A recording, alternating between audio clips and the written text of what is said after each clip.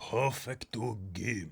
Perfect game? Or perfecto anime. Yes, ho ho. You're Indeed. approaching an anime. Yeah. That is perfect. They are all perfect. Perfect. Hello, everybody. Hello. Hi. Yes. We're here for the podcast, number 157 to be precise. 157. Yeah, we're going to be talking about the idea of a perfect anime, because I feel like that's... there are a lot of notions surrounding that, you know? Like, can an artistic piece actually be perfect? Mm-hmm. And then also, what does it mean when it's perfect for you? Right. Because perfect is hyperbole most of the time. Yep. So let's talk about the whole notion of when you have that perfect experience with a perfect anime. But before we get into this podcast, which will definitely be a perfect podcast, for sure, we have to talk about one of our favorite people, and that is this particular VIP, Venonian. Excellent segue, flawless segue. Yeah, I know. Yeah. I know you're just blown away. But yeah, Venonian, thank you for the support. We appreciate it a Awesome. lot. Yeah, it was really cool just like looking on the list there, the things there, and this is someone that just recently joined as well as their first time as a VIP ever. So thank you so much for the support. And welcome. It means a lot. Yeah, exactly. Yeah, and yes, it can be perfect for you, but not for everyone else. Yeah, exactly. We'll be talking about that as well. Shy Monkeys brings up an excellent point, y'all. We are in an awkward position right now in that I goofed up because one of the awkward things about when you record something that you're streaming is that there's actually a little bit of a delay from when you hit the record thing to where the feedback doesn't say that you hit record. And we just didn't notice it for the whole time of One Piece Volume 56's VOD. So it was never taken down. And thus, if anyone has it, if anyone happens to have it, That would or you be know anyone amazing. that has it, please pass it along to us through a Twitter DM or a message on Discord or something. That please let us know. Yes. This is one of my favorite volumes that we read and reacted to. Yeah, So, that one was absolutely amazing. yeah, Tubon Clay. Yeah. But, you Hey, know... At least Well, he's alive, you know. yeah. So there's that. Elder Zekutar, thank you so much for the tier 1 sub for 4 months. Continue to amazingly insightful and entertaining. Thank you. Thank I you. appreciate it. Hey, Perv, welcome. Ishizoku reviewers. Oh my god. Ah, yes, perfect my indeed, God. in a whole other kind of way. Yeah, Wow. we're going to be talking, like, okay, so when we were thinking about talking about the idea of the perfect anime and things like that, Yep. I didn't expect that there would be too many different, like, potential subtopics within that topic until I actually, like, started sitting down and thinking about it, and there were quite a few that we ended up coming up with. Yep. So, yeah, how many jugs I got? All the jugs I need, which right now is 1. Yeah. And if anything, remember, I'm Caleb. He's Jacob. It's okay. It's easy to forget. We are conjoined at the hip after all. That's the right. hentai fan fiction is real. You don't need to have a perfect memory. This isn't Battle Lines. Yeah. The Yeah. perfect anime is one you guys are never seeing because it's behind background chan. That's right. Oh, wait. We actually showed you all a bunch of that in our Halloween stream. Go check that out. Oh, It was really yeah. fun. We did do that, didn't we? Exactly. So, guys, a lot of these subtopics are ones that I would say makes a lot of sense for most anime viewers, but I would like to know which of these really resonates with you as something that is fascinating to discuss when it comes to that anime that was perfect for you. Because there's some things that come into this that you kind of would go, well, yeah, that's obvious. But then there's some other ones that even like us in thinking about this, we're like, oh, that's a good point. That is something that is really relevant to this discussion. And the first one I would say is that the perfect anime today for you might not be the perfect anime for you tomorrow. Yep. Like, Bleach was the perfect anime for the both of us when we got introduced to it.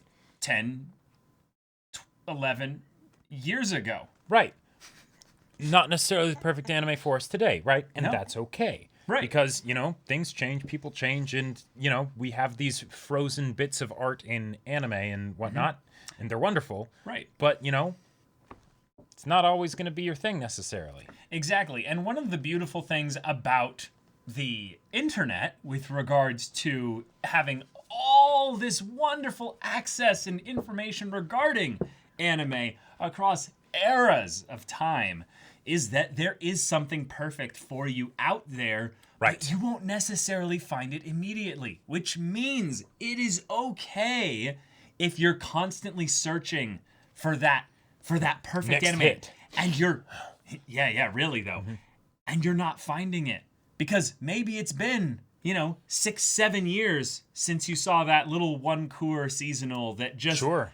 that just hit you so perfectly, and since then you've just been like nothing. Nope. Nothing. It's- I haven't life found is so anything bleak. since then. Yeah. Life is bleak. Everything is gray. Yep. Why can I not find that beauty?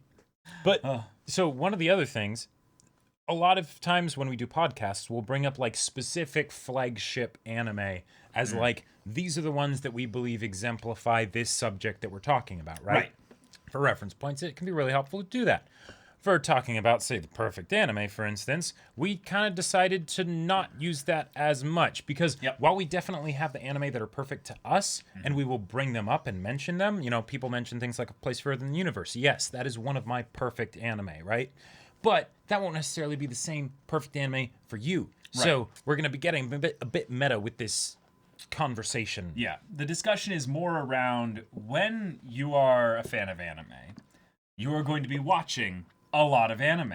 Yep. But as you watch more anime, you will find that the perfect anime that you watched a year ago is one that is not necessarily the perfect anime for you anymore. For one, you've just watched more anime. Right. So by More the very stuff to nature, compare against. Yeah, exactly. But at the time in which you watched, say, I don't know, like what was an example for me? For me, I really think in some ways Code Geass was, in my early years as an anime viewer, the perfect anime for me. I really, really fell in love with the big brain anime protagonist kind of thing.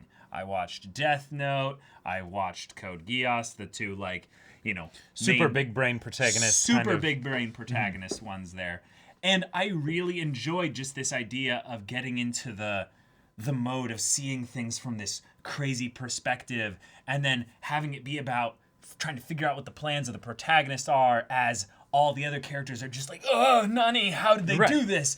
And it's wonderful. It's wonderful. And that being the perfect anime for me at a time led to, I think, in some ways, JoJo's ending up being a perfect anime for me at some point. Sure. Because then when Joseph does the and your next line will be, I'm perfectly prepared for the idea of this ridiculous, over-the-top, memed basically to death big brain character, just because the timing in combination with the stuff that I had watched previously that was perfect for me at the time just set me up. And also probably what little, we knew about the series of like, okay, seeing bits of art and like, okay, gotcha. It's a ridiculous show. We can get into that. When the first 3 episodes of, Phantom Blood come in, we're like, all right, yep, we're here for the ride. The mood was properly set. Exactly. And I think that's one of those things that often gets not necessarily underappreciated, but sometimes, certainly for me, in my own love of the thing, I will start using maybe a bit more objective terms, not not talking about it as what it is of my opinion, right? So like with Code Geass, for instance, that part at the big twist in season 1 towards the end, right? Where everything goes wrong. That is a twist that is absolutely wonderful. I love it. It's fantastic. It's thrilling. It's chilling. It's all that good stuff. And it's pretty iconic. When I had that as a first experience, totally hit me perfectly. I still enjoy it. Looking back on it now, there's a part of me that's like, wow, that's actually kind of hilarious, because what are the odds that one character would choose to say that exact thing, at that point in time? That seems a bit much, but it all adds to the effect. So there you go, right? And yeah, I won't go in on your harshness of season 2, because you chose the easiest thing for me to defend in season 1. But okay, fine. You can take a pot shot at Code Geass. We're talking about the perfect anime. Using the cover of trying to keep things spoiler free so Right. that you can't properly right. Yeah, exactly. I'm retort. Fine. Whatever. I still hold that Code Geass is actually like quite good in general. I think so too. It's just one of those shows that's very easy to lose appreciation for after you've watched a lot more anime in general, because it is, I would say, a very good, fun, wacky starter anime with regards to making kind of what's usually a much more crazy genre of, mechas and stuff like that, but then also the high school, big brain kind of stuff going on there. But anyway, when we're talking about mood, though, this is the thing that Jacob's talking about with the idea of moving into more objective terminology, where what happens with when you find the perfect anime for you, we're going to talk about basically a little cycle here that you come to that's, it's nothing that we've particularly penned, originally, but it's a rough representation of what happens when you find that perfect anime. You start looking for good anime. You find an anime that's not only good, is really good, and it's good for you right at that moment. You finish said anime. Once you finish said anime, you quickly are like, okay, I want to find other anime like this. If you find other anime like this, you just keep going on this thing there, but you eventually get to this point where you don't find anime like this. If you don't find anime like this, you try to tell other people about this anime that you really liked so that you can essentially double dip on the whole experience of this anime's excitement being perfect within the context of this person that you're wanting to share it with.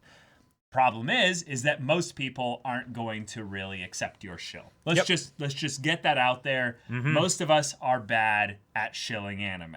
Even if we have like a specific like core group of people that will like watch it, like anything we shill, like that one buddy or what have you, there's going to come a point where you will hit basically the dead brick wall with that show, and then you enter the void of, well, not only is there no show like this that I can find to replace it, but I can't even shill this show to a lot of people. So I can't even talk about my excitement about it with really that many people that I really care about talking about it with. You know? That's why our job exists. And that's why we're here. Basically. That is why we are here. Like, and we are 100% aware of it. Yeah, like I'm familiar with that pain. I have.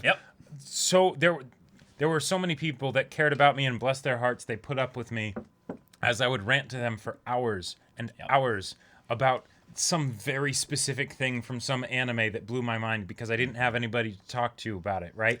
And that's, and I absolutely thank them for that. They were wonderful, but it was really me just trying to fill that void that was left because either the thing ended and there wasn't something else like it, or even worse, the thing didn't end. There needed to be some sort of sequel season or something that wasn't coming, and I had to live with that, and that sucked, right? So then I would try and just rewatch, relive, retell that same story over and over again in order to distract myself from the crushing oblivion that was limitations in the universe.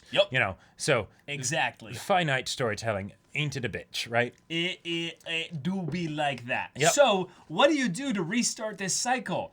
Well, one of the things that I've seen people do, I don't know how to do this necessarily, is that they basically don't seek something that gives them the same overall experience with that show, but they choose a feeling. Sure. A feeling within the show that they appreciated the most. And they chase that feeling. Hooked on a feeling. And basically, they then go from like genre crossing into every area of anime, just looking for that specific buzz, that specific that good stuff there.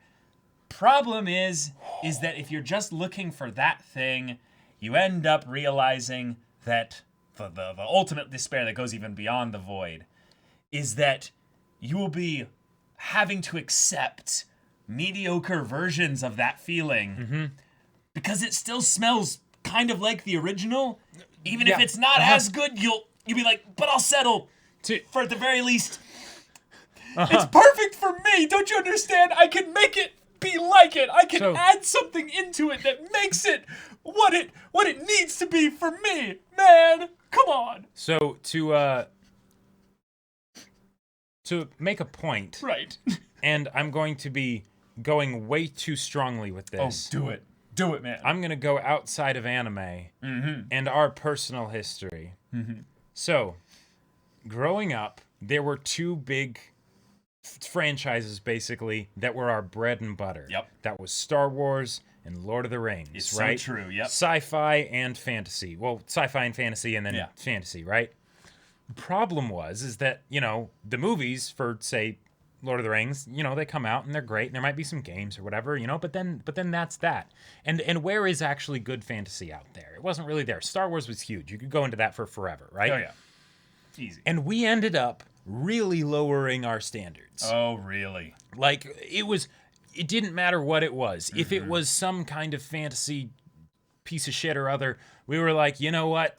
Yeah, we will take it, we'll eat it, and we'll say thank you to the waiter. Right. Like, and it got so bad, we followed week to week Legend of the Seeker. Yeah. Now, you probably haven't. Oh, God. You probably don't know what in the hell we're talking about, but there was this book series called The Sword of Truth Chronicles or something like that, right?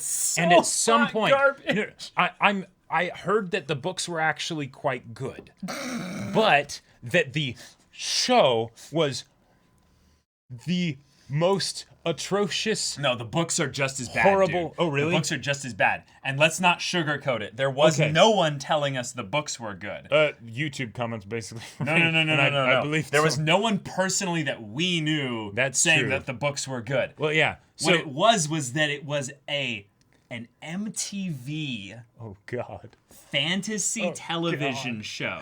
It was so that bad. Had at the very least So bad. Swords and sorcery style. Yep.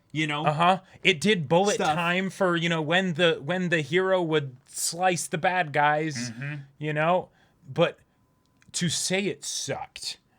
Like, this was so bad. Okay. So it was bad, but the funny thing about it was that we would mentally make little excuses in our own minds and to each other a little bit about how it wasn't that bad. Yeah. We were coping, basically. Until the second season came around, then it was just like, okay, out of loyalty, I want to see if they do something good with this, but this is an absolute shit garbage. show. Yeah. Yeah. Yeah. So, regardless of whether you guys like the books, I don't remember anyone saying that the books were good. If anything, I've more looked into just general fantasy stuff more recently as I've gotten back into classical, I would say, or actually more modern fantasy stories in general. And no one is of the opinion, I would say, general consensus-wise, that those books are top tier. Are anywhere near good, basically. Oh, really? I think, if anything, a lot of people have more just kind of admitted that it's like, no, those books had moments, but overall they were pretty bad. It's possible you may be coming on a bit strong with that. I haven't read them, though. Let's be fair there. Okay, cool. But so that is an example. Right. And if you ever don't look it up or anything like that, or God forbid, watch any of it, but if you do, that will paint a picture of just how far we were willing to go to seek out this next perfect show. And by perfect, we mean just a fantasy, right? We just wanted any that fantasy. would fill that void of like Lord of the Rings, right? And little did we know anime existed all this time. And that's one of the didn't reasons know. we ended up falling in love with it so much, is because when we were so just fed up with all of the Western television shows that Bullshit. were so unimaginative, so boring, then we found anime. And wouldn't you know it, there was all kinds of stuff that we found here, and it was wonderful. It was great, right? Yep. So much variety. But, even with those, like, that's it still just came out of that space of trying to relive that kind of experience. That was actually something that actually got me to want to write, because I was like, oh yeah, Lord of the Rings, and then a lot of the stuff that came afterwards I was kind of disappointed by. So it's like, I wonder if I could do something, if I could make something that would be worth reading, right? Yeah, exactly. How'd you get into anime? We were desperate. Honestly, I was in school at the time. Jacob and I were living in completely different states at the time. And I remember Jacob had already gotten into this show called Naruto or something at the time. Yeah. And I had a friend who would just sit on the couch while everyone else was going out and socializing. And he was just hard focused watching this animated show called Bleach. And I was just like, oh, what's this? What are you checking out? And he was just like, oh, nothing, it's just a show. I'm like, no, come on, tell me, what is it? I was like, oh, have you heard of anime? Like, he was so nervous about like sharing it and stuff with me. But once he could tell I was interested in it, he just went off and he started sharing all this stuff about it and how it was so cool and the animation was so exciting and fun, and it wasn't some like kiddie show or something like that. It was blood and crazy action and everything like that. And I was just like, oh, that sounds awesome. And I watched all 300 and whatever episodes of Bleach. And the thing is okay, so I know that Bleach is a meme for me now. It's a meme for you now, right? Yes. But you probably wouldn't want to have, like, if you could go back and like undo that experience, like you might have said like, okay, well, I would have wanted to watch like a lot of other stuff that you would still like a lot more now today. Right. I would have probably about 200 to 300 more anime under my belt if I didn't start with Bleach. Yeah, because you also would have been a lot more like open to exploring. Open to it. Yeah. He was burned after Bleach. Like, it was hard for me to show stuff to him after that. Yeah, because basically anything longer than like 2 cour or 1 cour, or sorry, like, 2 cour specifically. Yeah, I wasn't really interested in watching. You're like, I can't trust it. Nope. But for me, I'm still very glad that I watched Bleach, if that makes sense. I wouldn't really recommend Bleach to anybody. Certainly not now, right? But I'm glad that I got that experience, right? Because when I watched it, it was a good one for me to watch. Yep. I very much remember fondly the countless hours I spent just watching any AMV that I could find, usually with basically just Linkin Park or Breaking Benjamin or something like that, set to it. But those were really good, fun, cherished experiences for me, even though, it was like, oh yeah, even some of the stuff I really liked about Bleach, now that I think about it, it was like, oh, okay, doesn't necessarily age as well. Yeah, exactly. And that's and one of the things that's been happening recently for me is that's been happening with a lot of other shows that I thought that would never happen for, right? And of course, that's what you always think, right? Oh, but this one will be timeless forever, right? And then it's like, well, no, not that it's like, oh, this is actually garbage the whole time, but it's not objectively perfect. It's perfect for you, right? And that doesn't in a specific mood. Yep. When you're feeling things a certain way, when a lot of things in your life are going a specific way. There's a lot of shows like that are good to almost have in your pocket to know when I'm feeling X, experiencing Y, and in the mood for Z, this show will be perfect for me. Yeah, like that was how I ended up watching Your Lie in April. I had watched Toradora, and I was like, okay, I love Toradora. What's something semi-similar, a good romance anime that I can get into? Found out about Your Lie in April, watched it in like 24 hours, right? And there you go. It was an absolutely wonderful experience. But like, even with things like, say, Wolf Children for me, Wolf Children was just my favorite movie, hands down, for a very long time. I wouldn't even tell people about Wolf Children because I was like, this movie is too precious to me. I want it to just be mine. Yep. Right? But I watched it, a couple months ago or whatever, and it was like, oh, no, there's actually a few things in here where I either excused it or didn't even realize it, and then it's like, oh, wait, yeah, that's a good question. Right. Ame didn't really have to just up and leave completely and never see his mom again, or that didn't need to be the kind of thing that was implied. Like, they could have the whole growing up and, separating from the home while still keeping some form of connection, Right. And a lot of people will look at the rose-colored glasses, the rose-tinted, perspective as something that's wholly negative, because once you peel back the colored layer of it was all a lie. It was the whole all time. a lie. No. Like- What it was that you were in the proper mood to be pulled in and fully immersed into the story and ignore the objective problems with an anime. So, okay, I'm going to say two things here. One of them is a meme. First one is, this is actually one of the reasons why my interest to watch Darling in the Franxx went up after everyone got pissed at the ending. Sure. Because it's like, whoa, hold on. Apparently, the whole, like, a large majority of the anime community was having a ton of fun with this show for the first 3/4 of it. So even if they're really pissed at the last quarter, the first 3/4, those must have still been really good. What's the deal there? You know, or were they? I need to know. Right, Yeah, exactly. I need to know, exactly. Yeah. But then the other one, and yes, I bring this up all the time, but Domestic Girlfriend. Yes, there are so many problems with Domestic Girlfriend. I was well aware of them from the beginning, right? And I just didn't care. Yep. And that was a wonderful place to be in, right? I love that place where it's just, you know what? Yeah, that's fine.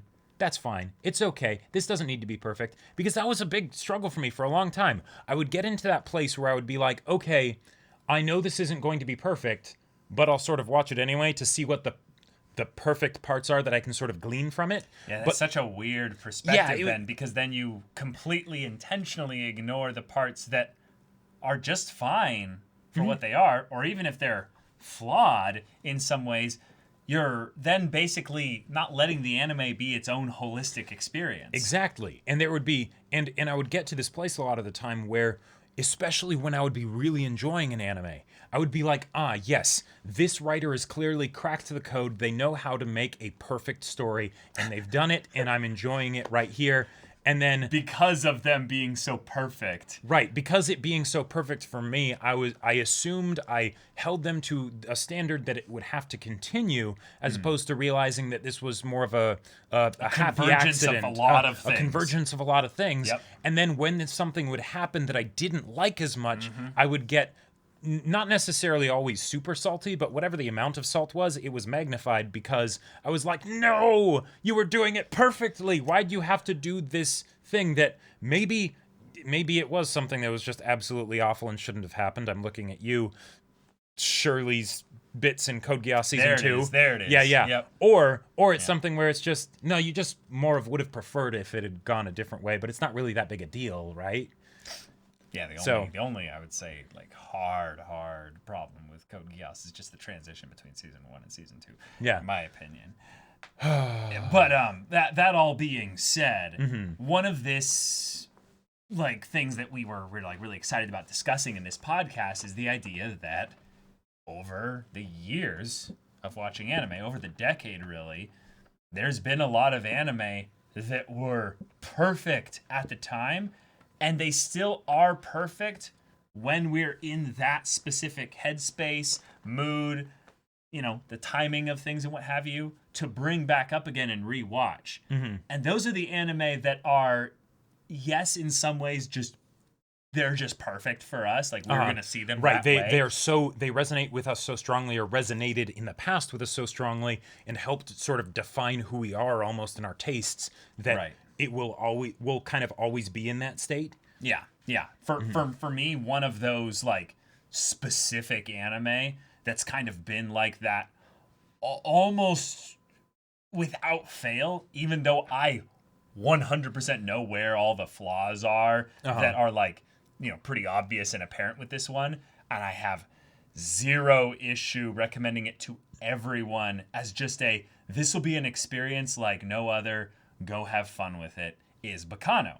Baccano is one of those shows for me where I could have hated Baccano if I was watching it in the wrong place, time, mood, setting, etc. But I think I had watched enough anime at the time to where I was able to be okay with really the wacky obtuse style that it went with. Yeah, obtuse characterization, all the trigger words, you know, all the ridiculous elements of Baccano, but just let myself get taken on the railway tracks of this crazy little thrill ride, and not watch the last the bonus episodes. Just ignore those, you know? It's okay. It's okay. It's a perfect little experience. Yep. I've introduced so many people to Bacano. In Oh, fact, it's wonderful. in terms of like odd shows to shill, Bacano is one of those ones that I'm like, oh yeah, I shill that to everyone. And I have a pretty high success rate of shilling that show because for some reason I actually have less attachment to how people respond to that type of show because it's just a little experience. I don't put it into my mind as like, this is objectively right. Like Hold on, you didn't. It didn't change your life. What are you talking about? You watched it wrong. Yeah. Right, exactly. Whereas I would probably dip into that mode of, I would say, kind of immature shilling when I'm talking about something that's maybe a little bit less, nostalgia specific and more like, oh, I think that this show is just objectively a goat, anime in some way, like. Oh man, what would be an example of that? God, I don't know. Maybe Airbender? Like if someone just watched it and was just like, I don't know. I feel like I've shilled that show so much that I know how to do. I know how to do it badly and I know how to do it well. But maybe something like, I don't know, Vinland Saga, maybe because it's more recent, so it has a lot. Yeah, of that if someone was just like, what's with these episodes where the girl's just like, praying in the snow? It's an awful episode. There wasn't any fighting. It'd be like, hold up a minute. You get all upset shut your mouth. And stuff like that. Right. But when you're having your experience with this perfect anime for you, and you've already, sought out a lot of other experience of this nature, but you keep coming back to this one as like, this is it for me. Like someone was mentioning up there, people like they're really enjoying watching people play Dark Souls for the first time. Oh yeah. It's probably something where I don't remember who it was that put that up there, but there's probably been no replacement for that since then. So it's going to be the thing that they keep coming back to. But when you realize that the only remaining thing is to help someone else share in that experience with you, there's so much attachment that we can end up putting onto our perfect anime that when we communicate to other people that it is the perfect anime for us, all they hear is just this big, like, heavy pressure Set of just coming down of expectations of like, you must like this anime. Exactly. If you don't like it, if you don't like it the way I liked it, then we cannot be friends. Yeah, exactly. Like we've all been there, guys, right? Oh yeah. Let's raise our hands. If you haven't been that person yet, you just haven't watched that much anime, right? Or you're not being very honest. Yeah, exactly. We've all been there. There's so many anime out there that have like moved our very souls. Oh yeah. And yet, we came across so strongly that we potentially killed that, experience for someone else because of our passion and stuff. Like, well, with things like A Place Further Than the Universe or Silent Voice or things like that, or even Beastars potentially. Like, God, I love those stories so much, right? That I know that, if I try and chill it to somebody with that kind of passion, it can absolutely ruin it. And that's by the way one of the reasons why we are so like overly strict sometimes with the whole idea of spoilers. Yeah. Because even just knowing what someone's impression of a show is sometime can change the way you come into something. Like one of my favorite anime that I had no idea whether I was gonna like it or not was Toradora. I watched Toradora kind of on a whim just because I was like, okay, yeah, I'd heard it mentioned. Like, I remember seeing the name of it in, like, YouTube comments or something like that. So I was like, sure, why not? It was back in the days of Glass Reflection. I saw he, like, uploaded a review of it. I'm like, sure, I'll watch this. Oh, that sounds kind of fun. Yeah, I'll check it out, right? And then I watched it, and I loved it. I rewatched it so many times, right? But that might not have happened if someone had been like, oh, dude, the best rom-com anime ever. You'll just watch it. It's wonderful, right? That probably would have made me be like, okay, hold on, and not go into it with a truly open mind. Yeah. So, yeah.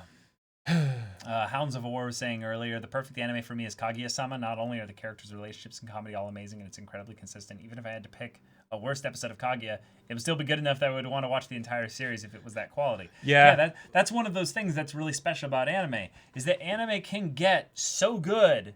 And that's the thing I love, is that anime has such a broad spectrum of quality that you can get to that peak level of anime for you that it will just send you places, and you can watch it 17 times without getting tired of it. It's amazing how much anime there is out there, and yet maybe in some ways, because I want to address what Perv was saying earlier about saying it depends on what you're talking about by how much you'd shill things and stuff like that. One of the things that I've had to come to the realization of is when I'm shilling a show specifically, the reason why I started the shill is because of the feeling I got from the show. Right. But the reason why I'm shilling the show and not just anime in general that give you this feeling is because I want them to have my feeling, not them to have their own perfect experience with the anime. Oh, okay. And this is something that I feel like is a little bit subtler, and it's also not as black and white that it is this way or it's not. But I would say whenever you're shilling, this is just something I've learned just a little bit, just take it or leave it, is that I feel like when you are bringing out specifically the passion feelings of what that you got when you had the experience with the anime and stuff like that, just realize that people don't all experience the same emotions as everyone else. So when you talk about, say, how much something made you cry and weep and something like that, you might have just immediately turned off someone to the whole thing there. And not because they're like, oh, I don't like anime that will try and make me cry or anything like that. Right. Just, that might be part of it, but it might also just be the thing of where it's like, oh, I'm going to have to cry or something like that in order to get something out of this. Oh, okay. I don't know about that. One of the anime that historically is a hilarious failed shill by Jacob that led to a successful shill, actually, was the fact that he anti-shilled Konosuba to me because he thought I wouldn't like the ecchi elements. If he had pushed that any more, I probably wouldn't have watched Konosuba. Right. But you almost like realized, wait a minute, no, I'm not going to shill this one to you because it has ecchi elements in it. And then I went, oh, wait a minute. Hold on, you usually shill stuff to me. You usually shill stuff to me harder. Why aren't you shilling there? stuff to me? Yeah. Yeah. And that ended up leading to me watching Konosuba just in a night and then being like, hey, Jacob, I watched the Konosuba show. And you were like, what? Wait, hold on. Wait. Like Konosuba, yes. The one with, like, the two specific physics engines for each character, yes. So if there's a way for you to share your experiences with something like that, that's like perfect for you, one of the most powerful things you can do is then just don't shill it. Just tell people how the thing made you feel. In some ways, I feel like that's actually like even more powerful than shilling it. So, I don't know. Sure. There you go. Yeah, like it. And you didn't invite me? Right. Yeah, exactly. Yeah, I was like, Jacob wanted to see my reaction. Hold on a second. Yeah, right. But then it was like, oh, okay. So now, all right. That, okay. But that's the part where he succeeded and failed in that regard, is you would have gotten my reactions if you were just like, hey, you should check out this show. Right. Yep. I really liked it. Yep. And that's also kind of how I, not that really, but the reverse shows kind of how I ended up getting you to watch Toradora. Kind of, because I didn't even shill you. I indirectly got you to watch it. So, I was extorted, basically, emotionally. I think that was the same thing with A Silent Voice, too, actually. No. A Silent Voice was an event that I could say no to. That's true. Yeah. If I said no to the Toradora watch, I would just be a bad family member. Like, that just... There was no winning for me by saying no there. Yeah, that was a Kobayashi Maru right there. I think I have always that phase of chastising other people for not liking what I like because I got used to it. My favorite Final Fantasy is 8, which a lot of people didn't like and never quite understood why. And all I can say now with hindsight is that They were just dumb. That game is perfect, Kappa. So, Perv, I think one of the things that's really good to bring up here is that I think there is a ditch, essentially, that gets avoided if, for the most part, a lot of the people that you would shill things to like that, they just all would end up saying no. I think the problem came with me was that I had enough people saying yes to some of my shills that I didn't realize the long-term effects of some of them in the sense of, if you just impassionedly like share that this is your thing and you're so happy about it, I've just seen so many people have those moments where they're like, I really want to get into this anime. But that fan base is terrifying, especially because social media has blended like people's experience with anime a lot, because most of the people that watch anime are on social media in some way, shape, or manner, probably. I don't know the numbers, but I'd say it's a pretty decent likelihood. One of the other ones where I really liked the mode going into the anime that I got into was with One Piece, with the manga. Oh, same. For a couple different reasons. One, going into One Piece, just the idea of it is intimidating, right? Like, because it's this behemoth, right? And it's so beloved, right? Even though it's a long-running shonen from, that started in, 97, right? Like something like that. Like the fact that it still has this much popularity, it's like, okay, that's a lot, right? Like, how do you actually get into something like that? And because of that, I feel like I was in a state where the all the wonderful Nakama energy of it was basically able to just sort of assuage my fears and be like, no, it's wonderful. This is going to be great, right? But one of the things that was also very helpful is that kind of played into one of the other things that people would say that I didn't really get. Oh, yeah. In that the beginning parts of One Piece aren't that good. Right?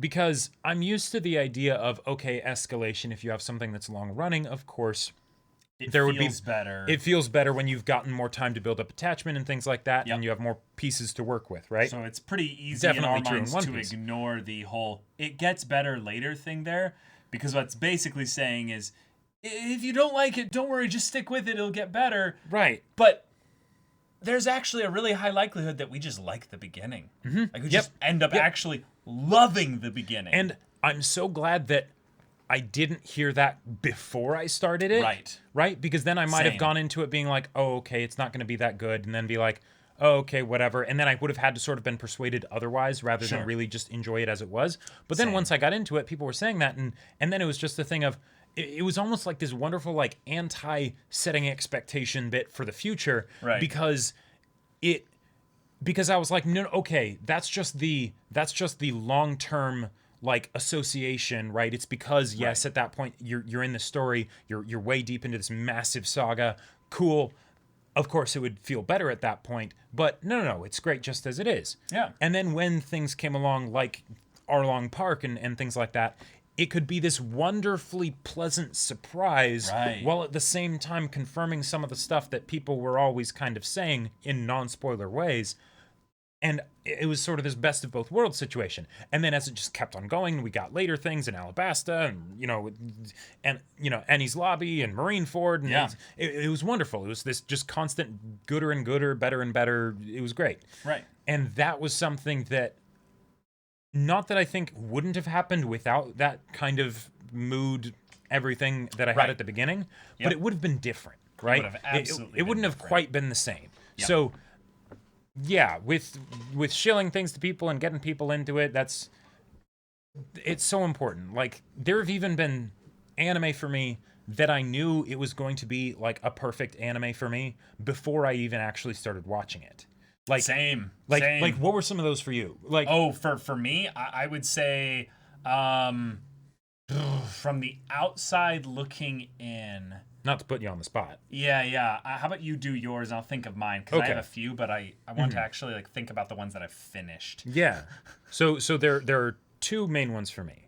The first one is Black Lagoon. Oh. Okay. Way back in the days of the Bleach AMVs, I was watching this, like, Ichigo versus Okiura AMV or something like that, right? And it was a collaboration, and they had a bunch of editors working on it, and they did this montage of like all of them with their name and, like, their trademark art piece or whatever. Gotcha. And one of them had an art piece of Revy with like, you know, 2 sideways guns, the cigarette and the smirk and all that stuff. And I was like, that's a really cool piece of art. And guns, what does that even mean to have an anime with guns? Because I was just Naruto and Bleach. It was energy just blasts. Yeah, exactly. Stuff. Energy blasts are all there. Oh, that sounds really original and cool. Yeah. I want to, you know, see what that is. And I looked it all up. I found out what it was, and I was like, oh, Black Lagoon, right? I looked at the premise, modern day pirates, you know, and the Wikipedia page or whatever said like, it focuses a lot on the dynamics between the main 2 characters of Rock and Revy because of their very different lives of pirate versus regular person. And I was like, that sounds awesome. I get the feeling I'm going to love it. Like, and specifically that part of it, even though the action and the blood and the violence and the language and all that stuff will be great too. I didn't even end up watching it for like years later, years later.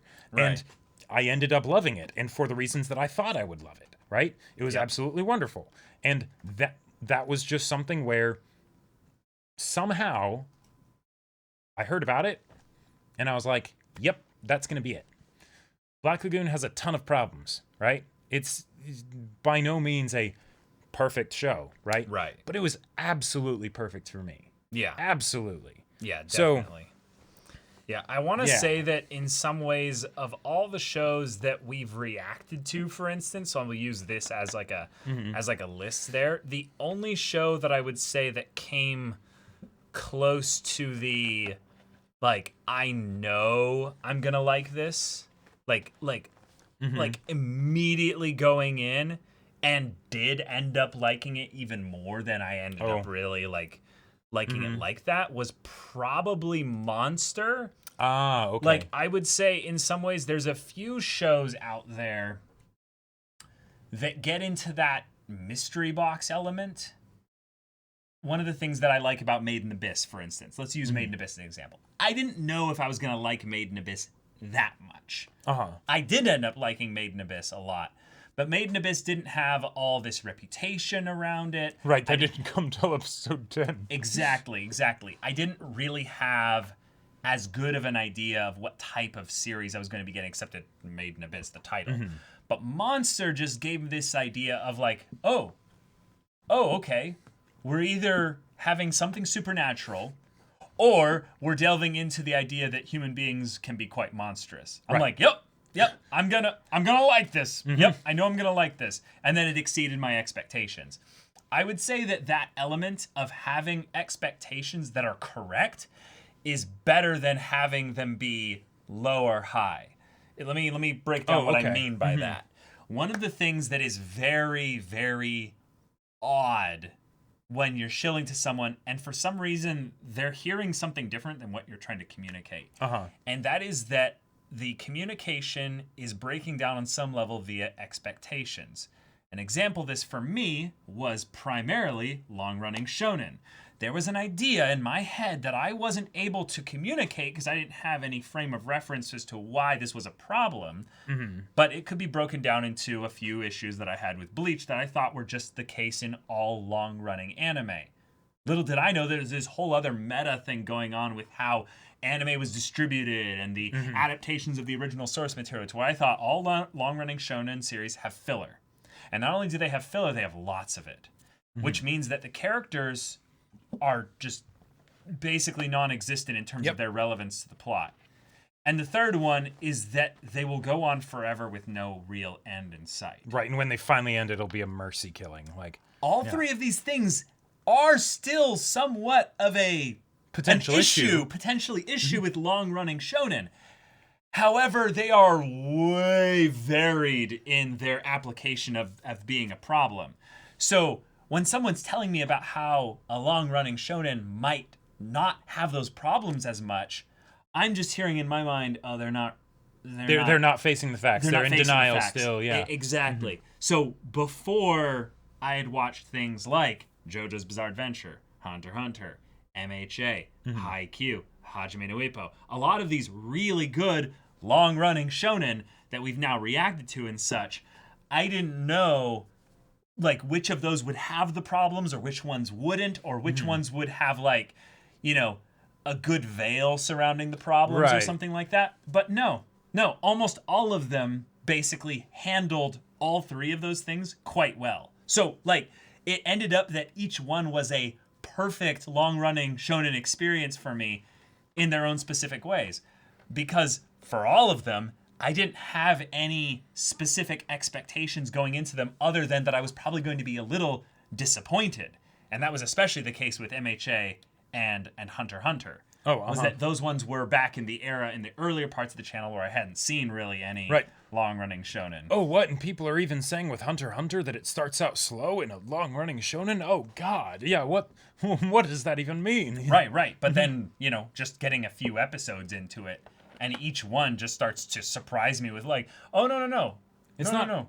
Everything is not what it seems. Everything is not what. No, not even that, but just like it's not going to be just exactly the same as Bleach or something like that. Yeah. It's not following some specific formula that it has to do. Right. One of my favorites for that was JoJo's. I remember talking with people like well after we'd finished part 1, giving a lot of praise to part 1's like earliest 3 episodes, because I was like, no, that told me everything I needed to know about what type of show this was. I got proper expectations set for really the whole rest early of the series, for the whole rest of the series. Yeah. Yep. So, yeah, it's great. Oh, the other one that I feel like this needs to be mentioned as far as on the topic of perfect shows, because for me this was very much this was a perfect show for me. This is one that I knew would be a perfect show for me, and this was probably the one that started the whole thing of being okay with the flaws from the get-go, because when I heard about The Melancholy of Haruhi Suzumiya, I heard in tandem with it, and I'm thankful about this, I heard about Endless Eight and Someday in the Rain. If you haven't heard of The Melancholy of Haruhi Suzumiya, just know that there's also something called Endless Eight and then another episode called Someday in the Rain. And basically, Endless Eight is it's a wonder that it happened. Right. Yeah. Not necessarily in a good way. It's about 40% of the reason why I don't really talk that highly about The Melancholy of Haruhi Suzumiya. Exactly. Because, I love Haruhi, right? And that's after a bunch of time after watching it, right? So a lot of the early hype and just bias and all that stuff has died away. I still love it. I know there's a lot of problems with it. But even when I was like at my peak Haruhi fanboying, right? I knew about Endless Eight. I was in full excusal of Endless Eight, right? Because I was so glad that I got all of this other stuff along with it, right?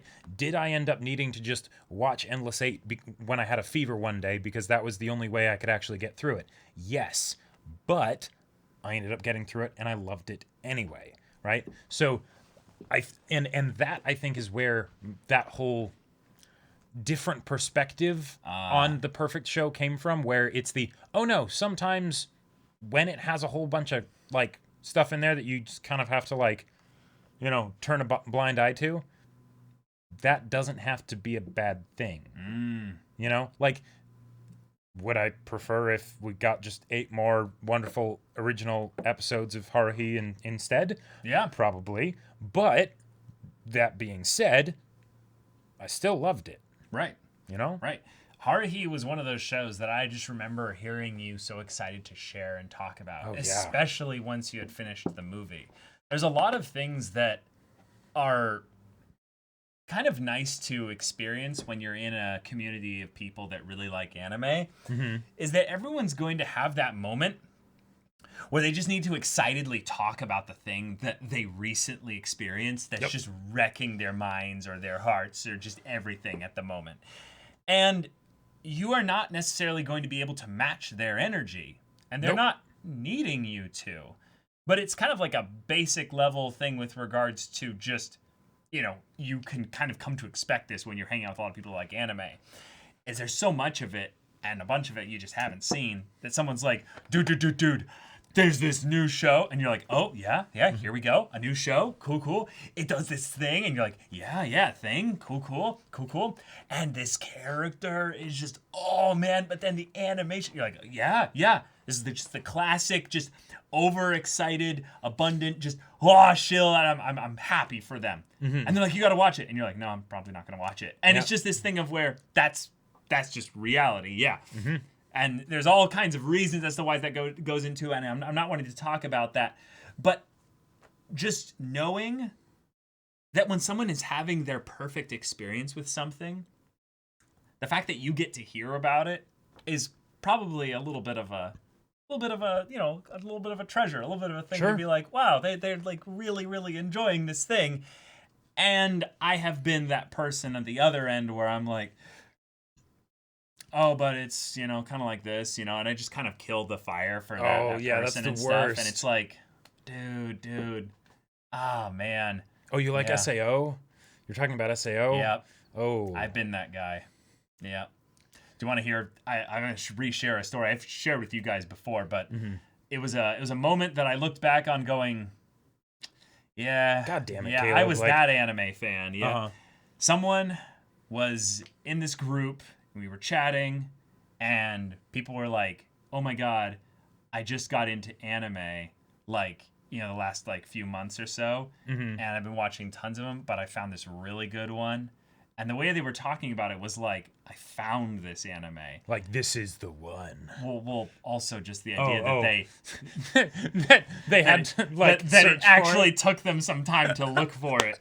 And that's the part I still kind of laugh at to this day. But they're like, I watched Sword Art Online, and the love story in it is just, it's just so good.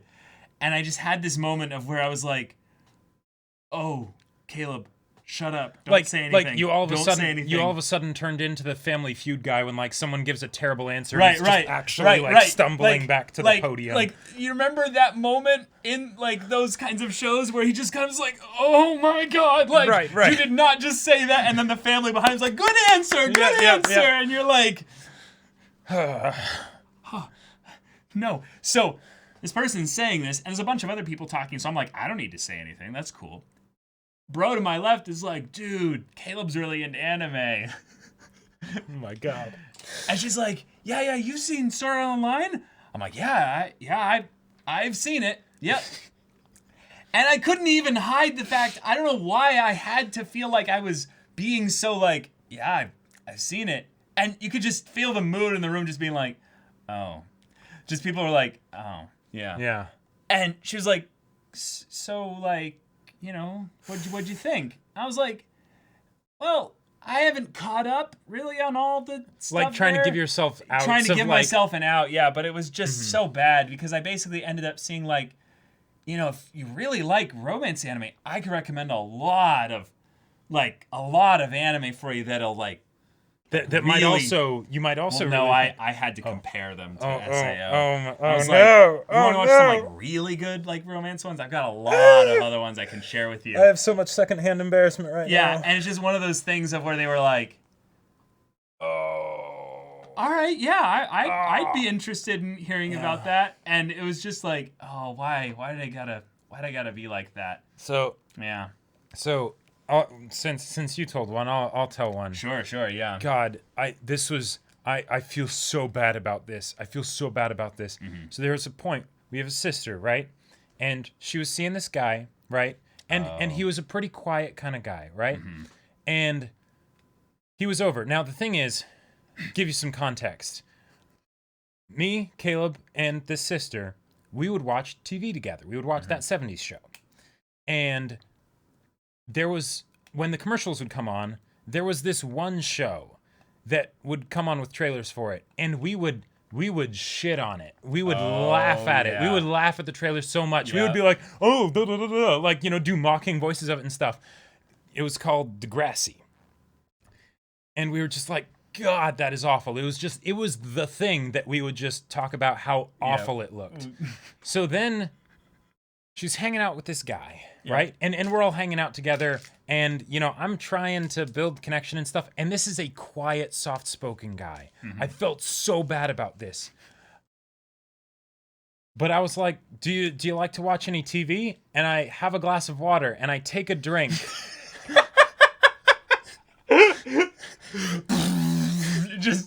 and he's like, oh, I think my favorite's Degrassi.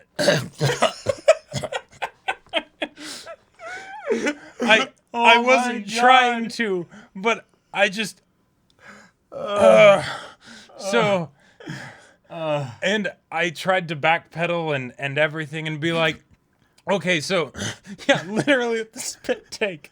And it wasn't intentional. I was just so surprised. And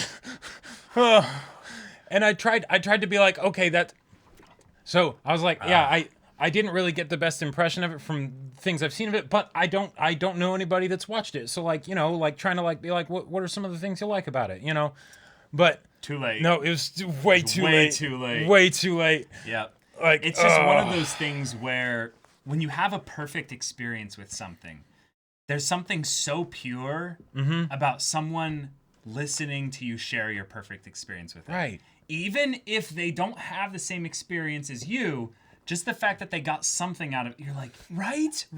Because it affirms something within you that you're like, the feelings that resonated with me from when I experienced that thing, even if it was like laughing in despair because Berserk or something like that, or it was, you know, just having that muscle and back pain because Johan's theme was coming on from Monster, and you're just like, I am uncomfortable right now.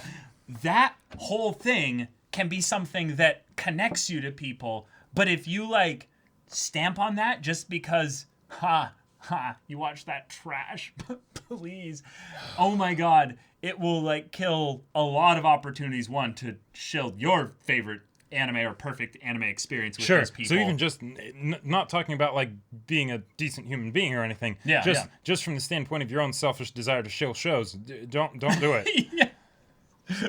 But oh my God, I just had to share those kinds of moments there because I feel like this is part of the issue with when you are like, I'm hunting that perfect feeling, is that you start to weave down this slippery slope towards demanding actual perfection from your anime.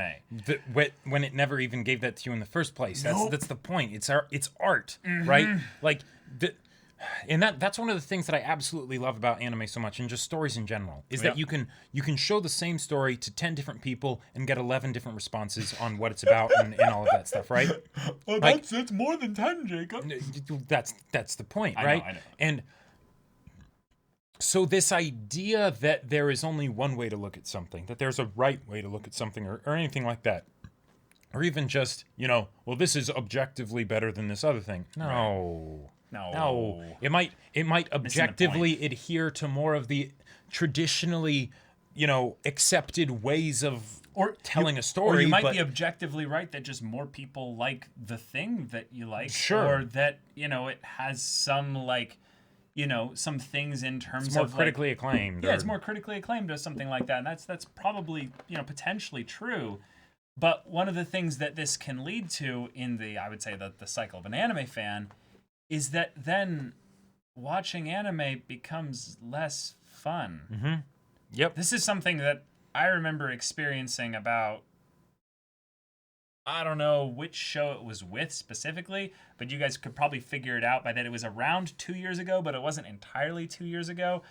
I remember a point where a series had brought me to such high highs that I was like, actually like kind of upset a little bit when it would do things that were like, oh, this isn't what I've come to expect. Like you felt like almost like there was an ownership almost of the. Yeah, exactly. I think it was Domestic Girlfriend. No, I 100% know it wasn't Domestic Girlfriend. But there's this element of like, but it must be this way. And I don't know like half of anything that goes on beyond with making anime, so I don't even go into that stuff specifically. But I remember having just a little bit of lookings at the recent stuff that was going on with Haikyuu, because there's been a couple episodes recently that have had some character models and art stuff specifically where it just doesn't look as aesthetically good as a lot of the other stuff has been in the show. Where it's like, oh, this was probably outsourced kind of a thing? Well, I don't know. I just know that at some level, like, the art is not what I would usually call up to snuff with regards to quality.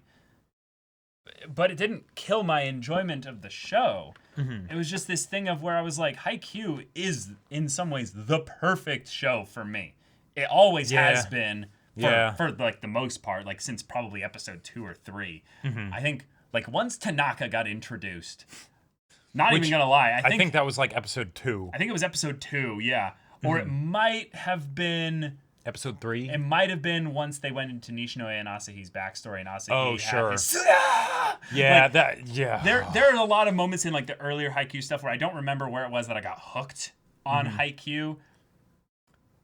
But the show is one that I 100% am immersed into the second I start watching it, because it's hit this emotional resonance point with me where all the imperfections, if you will, just do not matter, because it just hits exactly the point where I need it to hit, because I have been on this journey so long with it, and also it does continuously give me that same feeling that I, want to have when I watch a Haikyuu episode. So that's kind of that experience more recently for me, where I'm like, oh, gotcha.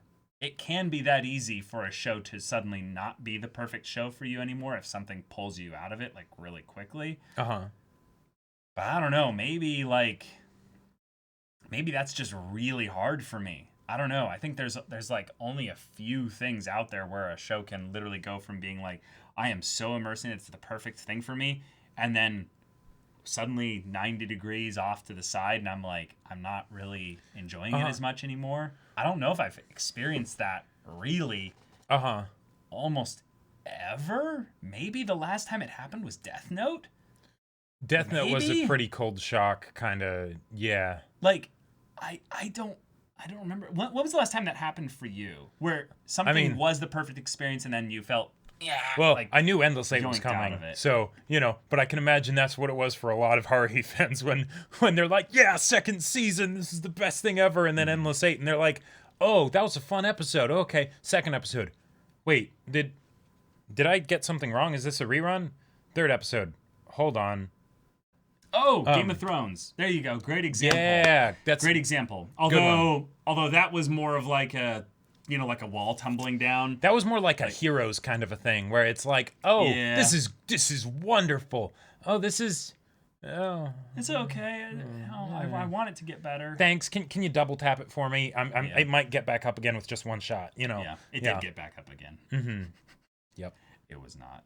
Nope. Not worth it. Yeah. Yeah. Did I shout you out, Nomad Wolf? Thank you so much for the 3 months. Oh, appreciate it. Yeah, sorry. Thank you. Sorry, I don't know if I shouted you out. I appreciate the sub. Yeah. But yeah, I think that there's been more of that recently with the whole remake culture and stuff like that coming out about a lot, more nowadays. But yeah, people were very rude to the animators, though. We are in the middle of pandemic after all. I still recommend this part in the manga. Is amazing. Yeah, that's part of the other thing with this whole idea of having the perfect thing for you and that attachment. I would almost call it, not even gonna lie, I would almost obsession. Say yes. So the National Treasure quote, right? We're one step short of crazy. What do you get? Obsessed, passionate. That is the fandom equivalent. We're like, I'm not obsessed, I'm just passionate. But I would actually say that when you can't differentiate between obsession and passion, it's practically like a well, it's like yandere. It's a disorder. Yeah. It's basically like a point of where you've attached yourself so much to this fictional thing. Yep. That you get the kitchen knife and you're like, wait, were you doing something that I didn't like? Yeah. What's going on? Yeah. Yeah. And this is where I want to keep bringing up this whole thing of where you're going to have perfect anime experiences. And you're not going to as well. Yeah. And in the midst of those moments where you're in between, having that perfect anime experience and then you're not finding anything like that, you'll find something else that will be either just as great or even greater than the thing that you had before. But if you cling too much to the perfect thing that was this one thing that, nothing else will ever surpass this or something like that, you might end up demanding that same level of perfection from all this other wonderful art out there that isn't ever going to be as good as what you've built up this thing to be. So, right. I don't know. It's just something I feel like is is kind of good to bring up in general. Because I can get so passionate as well that I'll end up either starting with like comparison or kind of anti-shilling in some ways a show because I'm so like, oh, this thing is so wonderful and glorious and right. It's like, are you talking about a cult or are you? Yeah. And you're like, yes. Body Improvement Club. Exactly. Yeah, there are almost like more just characters within anime I do that for than anime themselves. I think we all do that. Here's one that I feel like is maybe a kind of similar. And this and when I say this, don't take this as me being upset about the fact that this is the case. But Kill la Kill. Oh, So, sure. first time watching Kill la Kill, right? Absolutely amazing. And I still absolutely adore Kill la Kill, right? That was an example of things converging and whatnot so that I could have that perfect experience, right? And it was glorious. It was absolutely glorious. Yeah. I've been going back and rewatching some episodes of Kill la Kill every now and then. Now, maybe it's just because I'm not watching them like on a regular basis, or not going from the very beginning, or not doing it one at a time. That way I have to look forward to the next one, or even just that I'm watching it casually rather than like okay, we're in the space of the reaction. Don't think about anything else other than this episode right here. I'm doing something else on the side so I don't get that full effect. But I noticed that I was like, oh wow, this doesn't feel nearly as hype or as like fast paced as I remember it being when we watched it for the first time. Yeah. I wonder why that is. Now, I don't still fully know, right? Right. That doesn't change my opinion of the show, but it's something where it's a new perspective, right? It's a way in which the show kind of didn't change because the show's still the same show, right? Right. But the way I see the show changed, I guess. Yeah. Okay. Yeah. You're a yonder for Haikyuu, Hyperion. That's awesome. Oh man, my perfect anime moment. Yeah. Oh my god, I just read ahead on that. Wow. The Cult of Chika. Yeah, exactly. There are so many things that made Kaguya Love is War the perfect comedy for me at the time when I watched it. Kaguya. The first season was perfect to me. But the funny thing about that is one of those anime that if I had held to Kaguya's experience that it gave me in season 1 as the perfect pinnacle of how that series could be, I could see actually a world line. You're gonna laugh here or cringe a little bit. A world line where I didn't like season 2.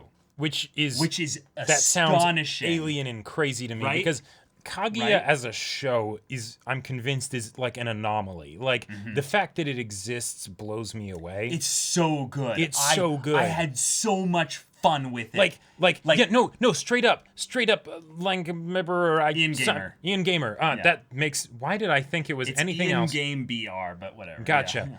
Yes, season 2 is perfecter. Like season 1 is perfect, but season 2 is perfecter. Like it's just. It doesn't make sense. It defies expectations and reality and common sense, but somehow all of that it exists. Yeah, I like when season 2 wrapped. Basically, I just had this moment of just sitting back and going, "The son of a bitch, they did it." Right. The mangaka, the people involved in the production of this thing. Yep. They did it. Yeah.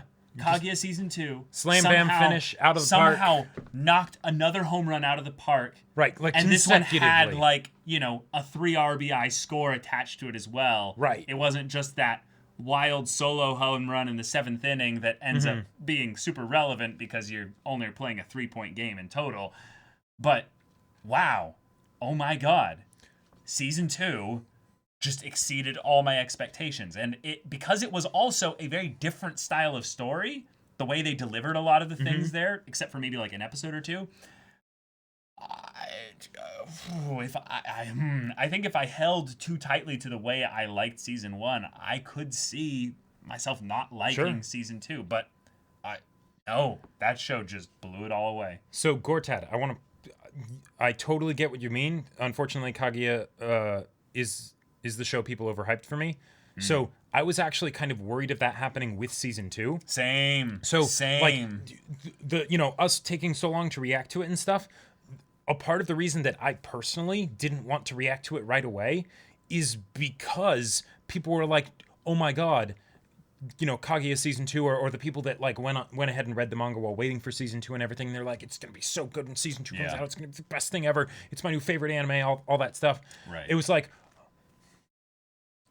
I want to distance myself from that kind of, so that way there could be as much of like a neutral response to it, so that whatever it does, and I can accept that in as readily as possible. Like, I totally get that, So, yeah. Game review, I was like, not to overhype, but season 3.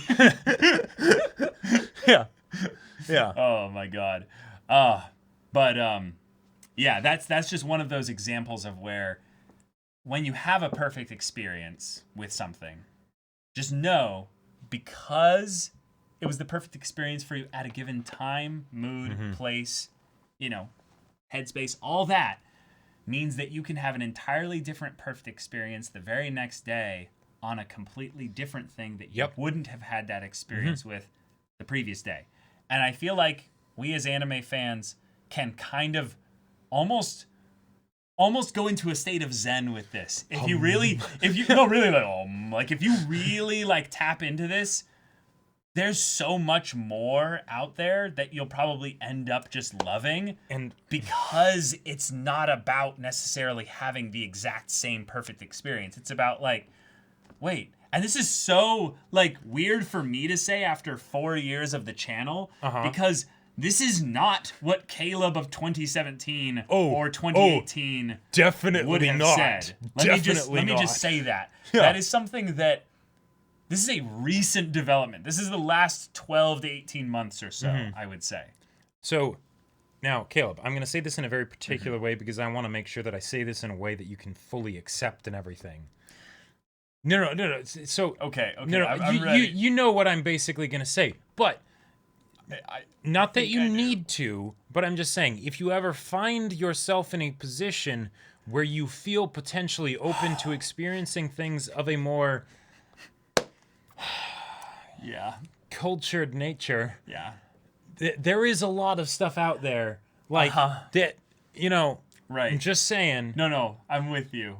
I'm with you, dude. Like, I like that you didn't say it specifically. Because you knew what I was gonna say. Yeah, of course, and that's why I was like, you in chat know what I was gonna say. Right.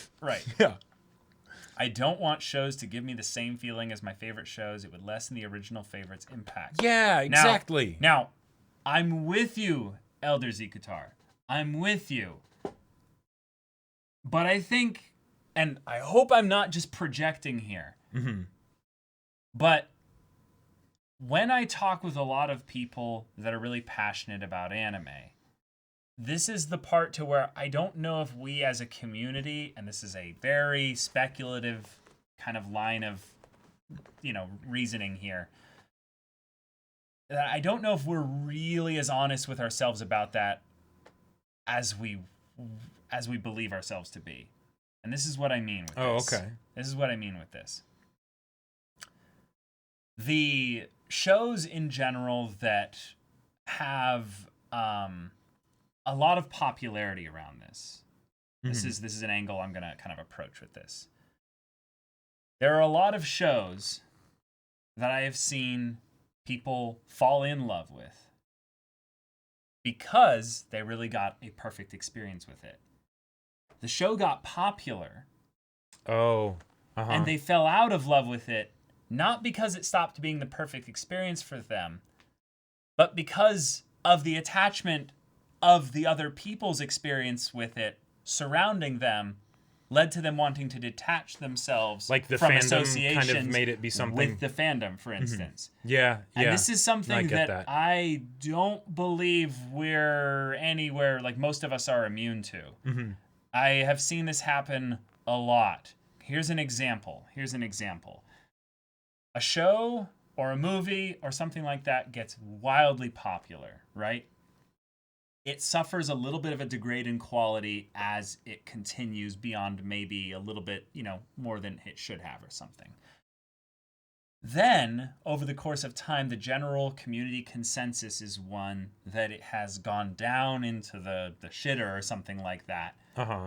Because of a slight, accurate, empirical degrade in quality in some areas. So then people are like, no, I can't have a perfect experience with this anymore, because if I say that I still like that thing, that the general community is like, I'll be a little bit ostracized. I'll be a little bit condescended to, or something like that. And then the other part of it is that, well, maybe you ended up liking the newer stuff more than the older stuff that everyone did like, or something like that. I've just seen that dynamic happen so much to where I don't think we're really that immune to it. Well said, Cycroni. I think you summed it up pretty good with those two statements. It's popular, so now it sucks, or I'm not with these guys kind of a thing. Like both. Like I think it's more the I'm not with these guys kind of thing. Right, but I feel like both of those can happen. So like for me, the first one was Frozen. I loved Frozen, or no, it wasn't. I loved Frozen, and it was like, oh yeah, so many people love Frozen. Then everyone's like, Frozen sucks. I'm like, no, it's still the same movie. It's great, And then with like I'm not with these guys. That's one of those things where I'm actually very curious, since we're coming up towards the end of Monogatari specifically. Oh sure. That because like, what will it be like to then go into Monogatari the fandom rather than just the show? Yeah. Because I love Monogatari as a show. Sure. I'm not entirely sure if I will jive with Monogatari the fandom, right? But I don't know what it's like, right? I don't know what it's like over there, right? So it's like, what will that be like? That will be a transition that happens, and it will be what it will be. But yeah, it could be interesting. But I am curious. Yeah. At this with Game of Thrones. Okay. Oh sure. Yeah. Maybe it's because I'm character oriented as a media consumer, and good characters are almost never the same, particularly as context often changes how we see those characters. Oh, with the whole thing of like other similar things not feeling like it replaces the original thing that you really fell in love with. Right. What I think I was more talking about with the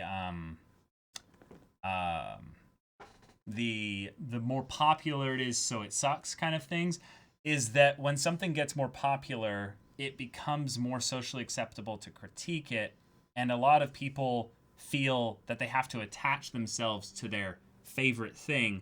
So if they have something that is generally getting a lot of critique, they remove a lot of attachment towards that thing, because the critiques going around the community feel like some element of an attack on them in some way. Yeah. So an example with this is, I don't meet actually a lot of people anymore that admit to being SAO fans. Yep, I was going to bring that one up. Yeah. I'm very glad that I actually have some friends that still nerd out to me about SAO, because it's like, okay, I haven't ruined that. Like I haven't given off the vibe that, we can't be friends, or I'll think you have shit taste or whatever if you like SAO. Or you'll just be at the very least just a little bit condescending. Exactly. Yeah. And that is one of those ones that always surprises me, though, because SAO continues to go and continues to just be as crazy successful as it is, even though it has this ridiculous stigma around it now. Yeah. Honestly, I'm the opposite. The more popular the show gets, the better the creator is doing, and the more attention the series gets. I love more people are loving it, and I'm happy for the show, for the people that enjoy it. I can definitely see the case of the fandom getting toxic or too obnoxious. Like, I've been in a bunch of fandoms where it was like that, but it usually wasn't something where it had much correlation to the quality of the show. But it was something of where, when people came in to, and I think everyone's kind of experienced this with a lot of their shows, even when they're being pretty welcoming and, stuff to people that do this.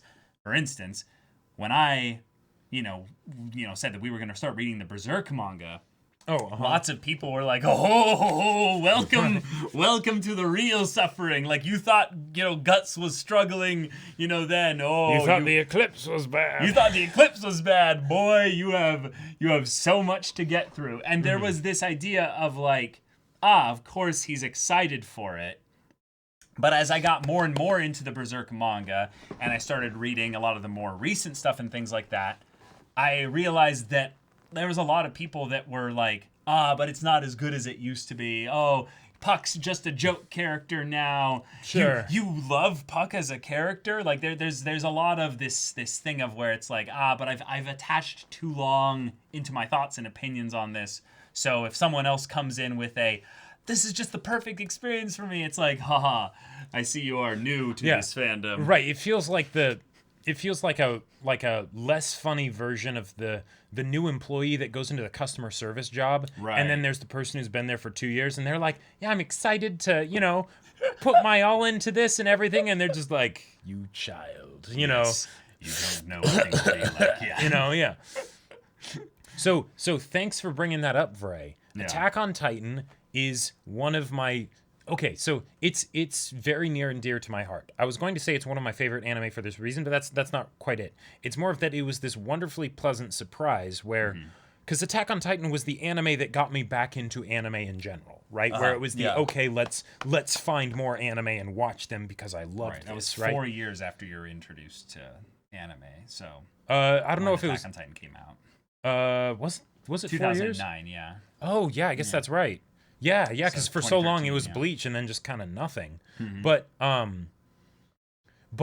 having that show that got me into anime in general and season 1 compared to the stuff that ended up coming after, very different, right? Like it evolved and grew as a show, but the idea that now I can still look back on it and be like, yeah, it's great. And even though like there are the parts where I'm like, yep, some of those things that I just sort of excused and stuff from the beginning and whatnot, yeah, I know that those are hiccups and things like that. But the fact that like somehow, even while it's still as popular as it is, there isn't too much like criticism of it because it's like it's just that makes me happy inside. Yeah. Oh. Yes, popularity does end up basically giving a lot of support for the thing that it is, even if it's, mired in a lot of fandom craziness and stuff like that. So that's definitely true, Secronia. I feel like there are a lot of moments that we have when we experience something that just hits us in the best possible way, and we're excited to share it to where they get that negative response from someone, and then it's like, oh, I guess I'm not going to share my excitement on these things with people in general. And this is something that I kind of don't have to worry about too much in some ways because of the channel. So it's like an unfair advantage in that regard where if I'm excited about a specific thing, I can share it with some people and there will be, almost no matter what, someone that will be interested in hearing and thoughts and stuff like that. But I remember in general when people would be like, we would kind of take turns sharing our thing that we were excited about at the time.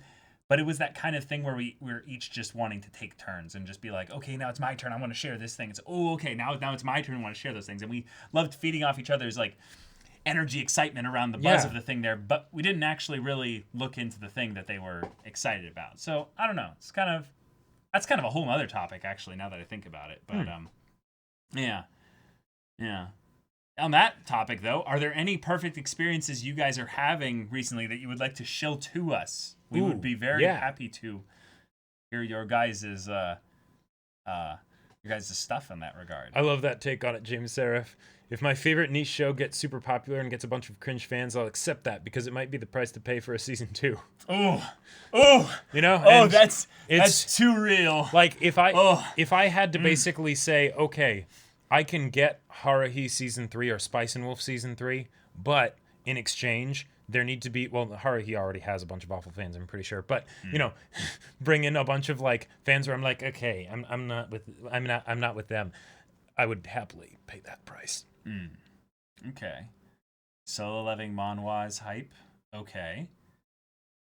Well, yes, Kaguya, but you know that one already. Oh, Attack on Titan is another good example for me, actually. I've been reading the manga for 5 years, and now I'm really disliking it since it's become super popular, though I don't dislike the entire series, of course. Oh, interesting. Okay. Sangatsu no Lion is absolutely incredible. Sangatsu is so good. Sangatsu, please do a season 3. Please do a season 3. Actually, My Life as a Villainess is from a season ago, but it's super goofy. Oh, I thought I said goofy, but super good and probably mine. Okay. ReZero. Okay. Final Fantasy games. I've been replaying them recently, so it counts as recent. Hey, perv, that's awesome. I've been getting into Final Fantasy 14. I've taken a huge break recently just for my own sanity in general, because MMOs would sap a bit too much of my time. A small price to pay for salvation. Nice. Yes.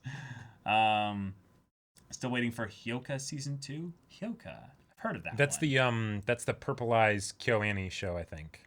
The Purple Eyes Oh, girl. I'm curious. You know. Yes. Yeah, I've seen art for that one. Also just Bakuman. binging the Kingdom manga, and it's absurd how good it is, but there's no official English translation, sadly. Dang. Anyone That's seen rough. Dark on Netflix? It's not an anime, but it's amazing. I have heard plenty of recommendations for Dark. Yeah. Oh, yeah? Shilling Wotakoi. Love is hard for otaku because fun, but realistic adult relationships are a rarity. Ooh. Okay. Oh, dang. That's a lot of them there, right, Reina? Mamura Oshi, Ghost in the Shell, Pat Labor, Angel's Egg, Gosenzo-sama, all 10 out of 10 shows. Fantastic. Cool. Bakuman.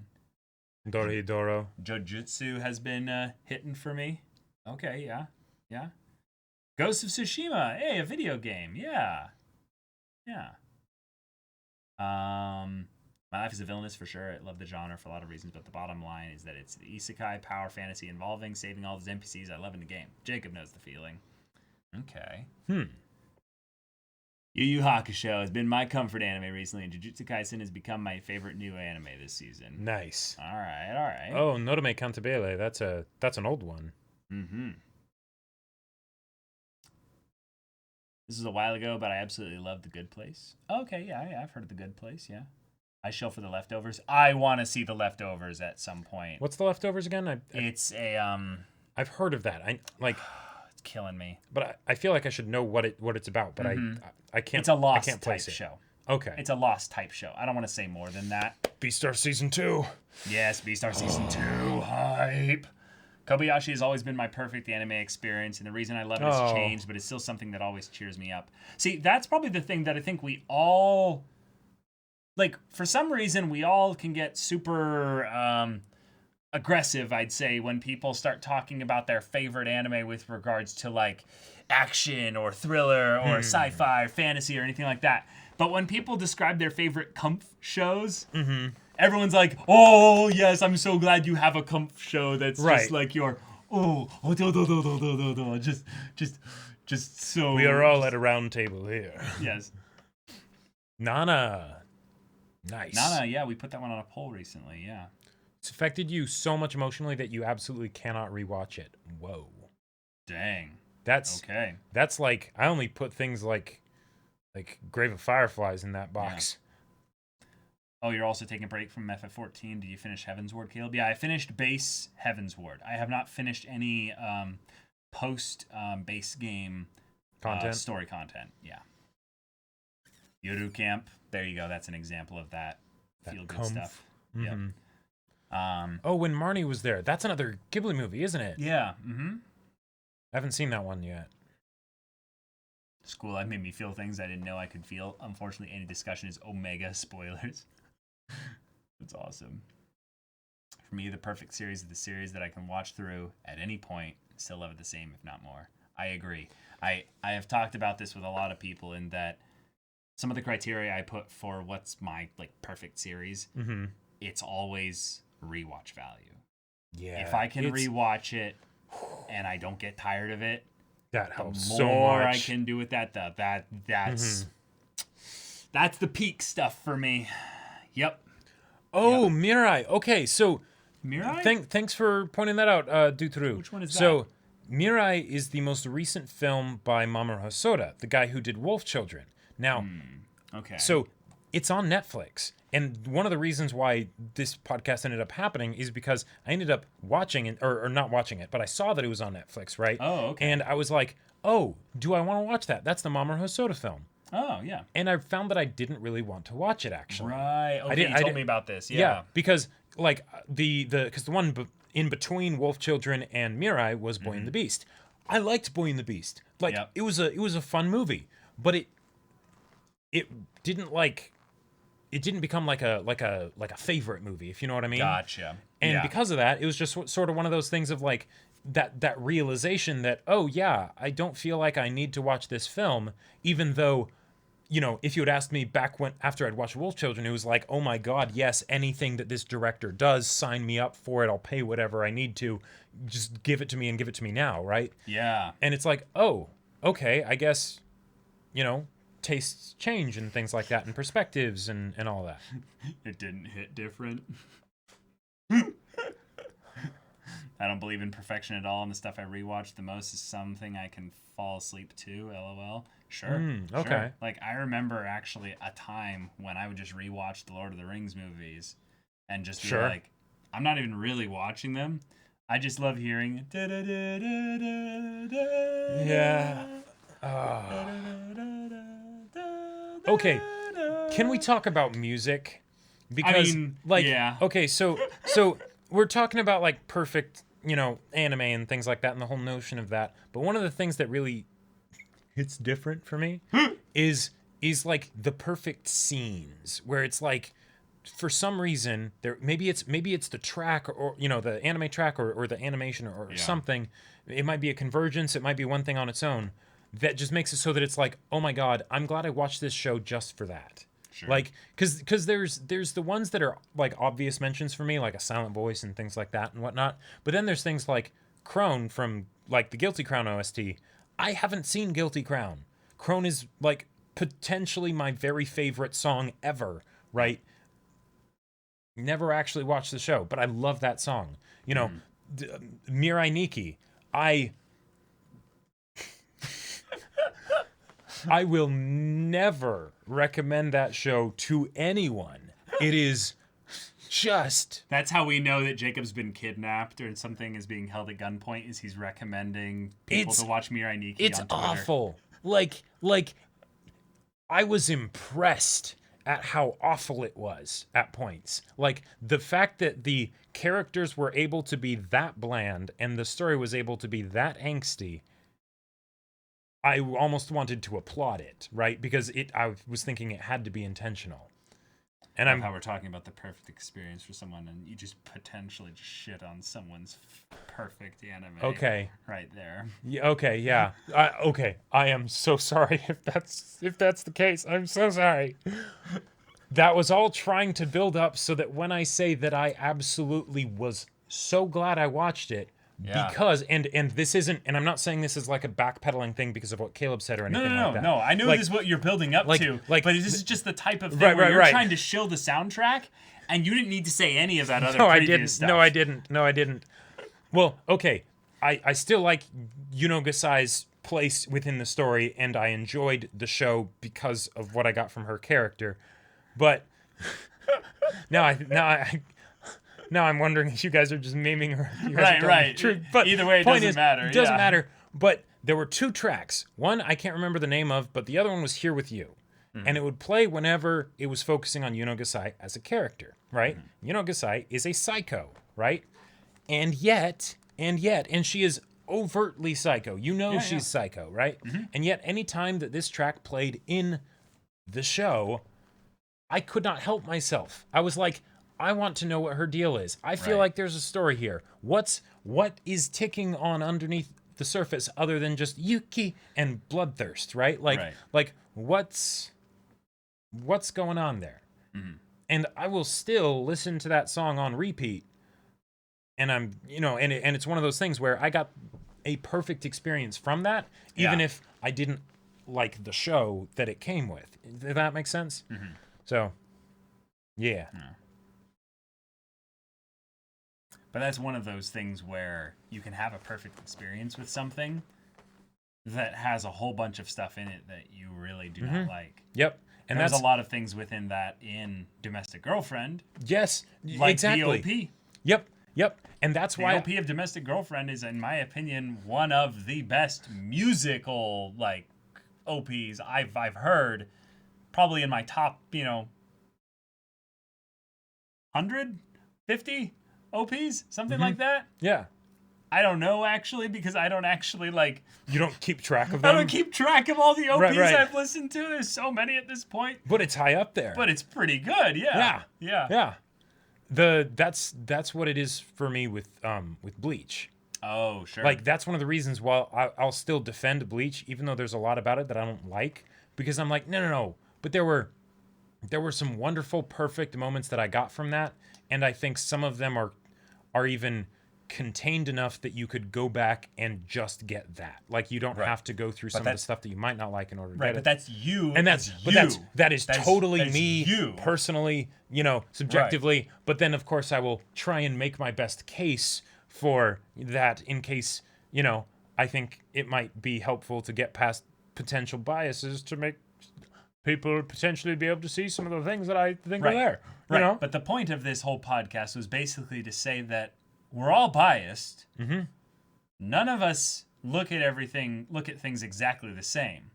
So when you have a perfect experience with anime, that inconsistency that spreads out to everyone else is also the same within you, in that a week from now, that anime might not be the same, snappy thing that you thought it was. And also, the experience that you got from it, you thought it was the best thing ever, it might end up just being something that gets easily replaced by the first episode of some anime that you watch the very next week.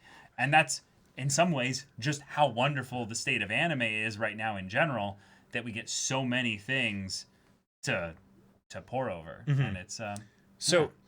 thanks for bringing this up. But I already talked about Kill la Kill. But if we're talking about music, I'm pretty sure Trigger has figured out how to distill the sort of the perfect moment or whatever just into a song. Or maybe that's just Sawano, right? But like that's Sawano, I believe. But like every time Don't Lose Your Way, comes in, and I know the song title is actually Before My Body's Dry, but the point is, every time that comes in, right? Every time Blumenkrantz starts playing, even though you hate Raggio as a character, it's just I couldn't help myself. It's like, yes, this is so amazing. Good. It feels so good.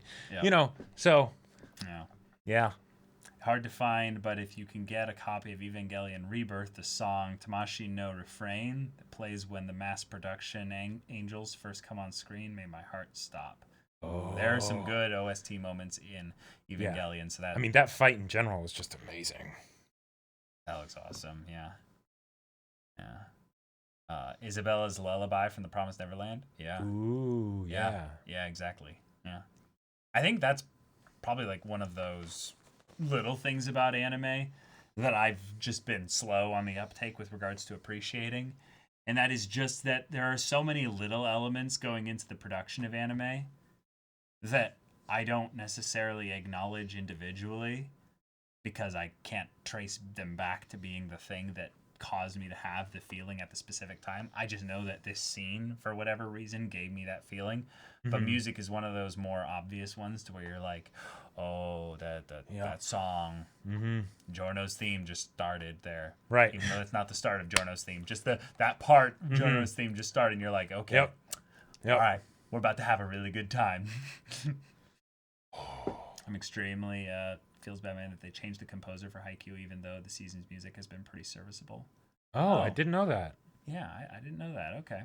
Oh, yeah, Nui's theme. Oh, yeah, like, talking about chills going up your spine, like, whenever a song starts playing, that is one of them. For sure. Yeah, Hounds of War, the moment in the Ironwood versus Watts fight when Caleb Howes comes on. Yeah.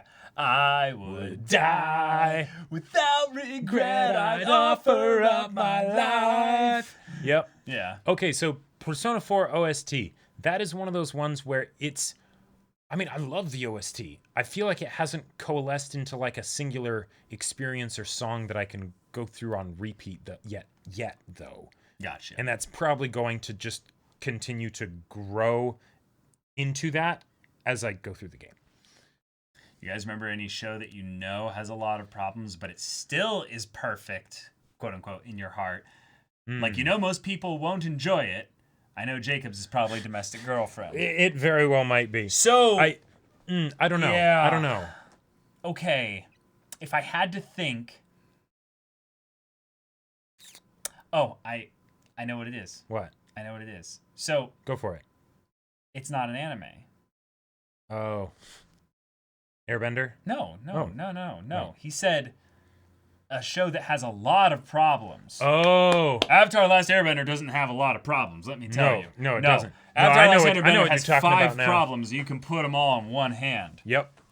But I have a show that I've never really stopped being a fan of, and I've defended it plenty of times. I know it has plenty of problems. Yeah, take it away. I've been faithful, but it's a live action show that I feel like a lot of people just kind of got nitpicky about the lots of problems that it had when it was still a great experience.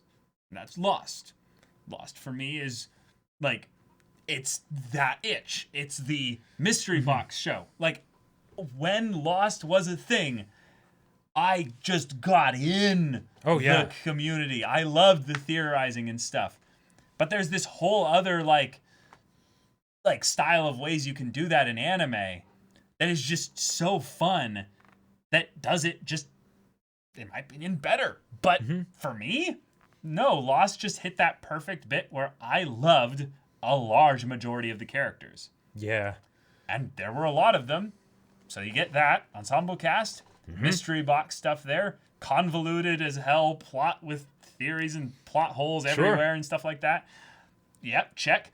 And then also just a good quality production for the most part that had an end. It did end.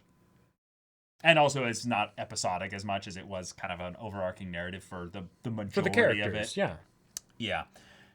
So, yeah. And there's plenty of problems with well, except Shannon. No one likes Shannon. Shannon wasn't bad. Okay. Like, so I mean, she wasn't great. But... So that's like saying in like, okay, there's like 20 characters in Lost like first season alone or something like that.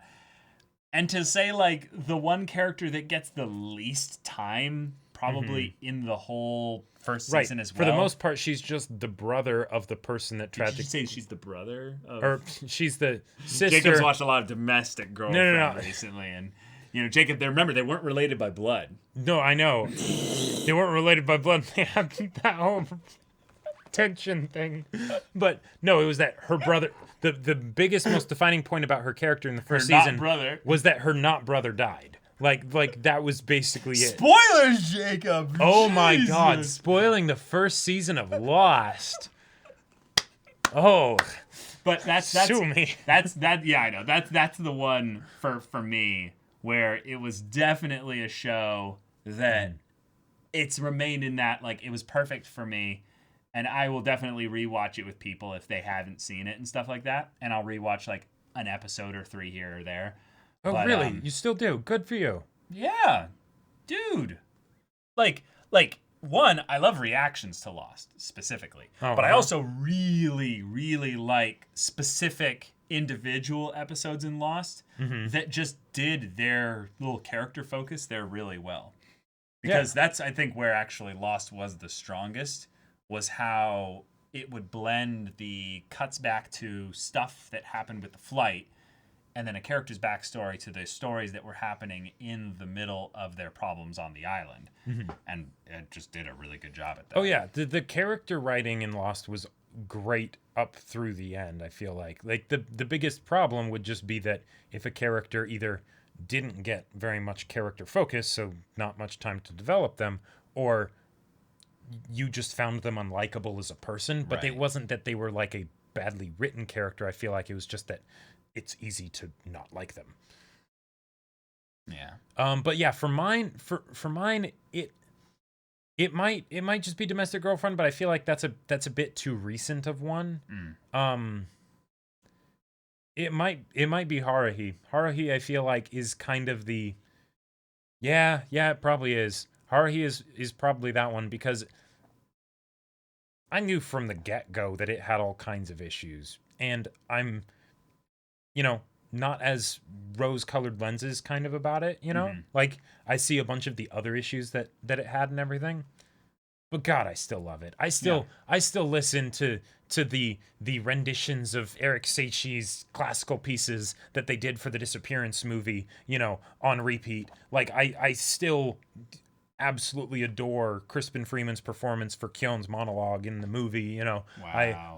I still love Someday in the Rain as an episode, even though it is, from an objective sense, the worst episode outside of Endless Eight. You know. Yeah. Gotcha. Yeah. Yeah. You need to do a tier list of OPs and EDs, or a top 10, 2050 or whatever. Yes, definitely.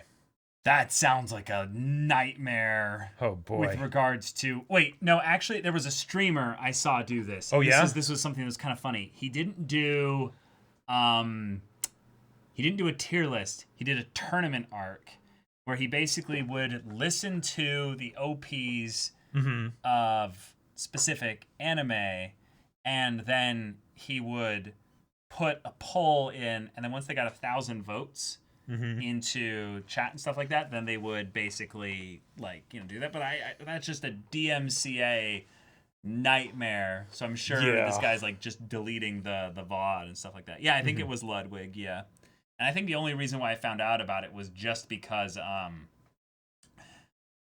he was playing Among Us with some people that I follow.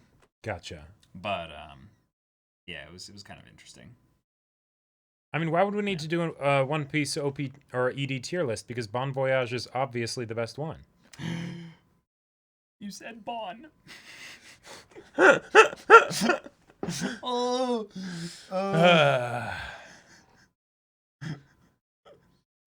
That'd be a fun podcast, LMAO. Yeah. But no way. No. It is. See, here's part of the problem with kind of showcasing OPs and EDs. It's that a lot of people just don't remember not only an OP or an ED, but you'll say the third OP for Full Metal Alchemist Brotherhood, and then people be like, are they talking about the one that's the third one, or the fourth one, or the fifth one? They'll literally not remember the order of which the OPs goes. That's okay if you don't, by the way. But that's an example of where it's you need to bring it up to refresh them. You can, on a regular tier list, you can just have an image of the character, or I did the Dark Souls boss tier list, and people just see the image and they're like, yeah, I gotcha. But with an OP, what are you going to show? You're going to put the visuals of the OP, maybe? No, you're going to have to do literally the text. Yeah. Again from Full Metal Alchemist Brotherhood. Well, right, and that's why I feel like ones that have multiple OPs are so hard, unless it's like Kaguya, where it's just, hey, do you want, Love is War or Daddy Do? And then you're just caught in a dilemma. Right. That's there's no way out of that one. But with other shows, it's okay, Death Parade's OP. We all know, if you've seen Death Parade, OP. That's a GOAT OP. It doesn't even fit with the show. Tonally, the stuff that happens in there and everything, it has little to no connection. Yeah, right? I see what you mean. Yeah, kind of. But damn. It's so good. That's a slap in OP. My biggest disappointment with Death Parade is that we never actually got to see the characters dance. Yeah. That is my biggest disappointment. Just because it was so awesome when we got to that part in the OP. I mean, the whole OP was wonderful. True. But yeah, so. Yeah, what are those OPs, chat, where you had the perfect experience? You literally ascended. Okay. I would say, for me, one of the recent ones was the first Vinland Saga OP. Oh, yeah. The Now Says the Prophet or something like that. That one. Oh! The funny thing is, actually, the Noragami Season 2 OP is one that I had heard apparently for years, and I had no idea which show it was connected to. Tonight, we honor the hero. I had heard that one in memes and stuff for so long, and so when I finally heard it in the first episode of Season 2, I was like, this is where it came from. Let the voice of love take you higher. Yeah. Yes, beautiful.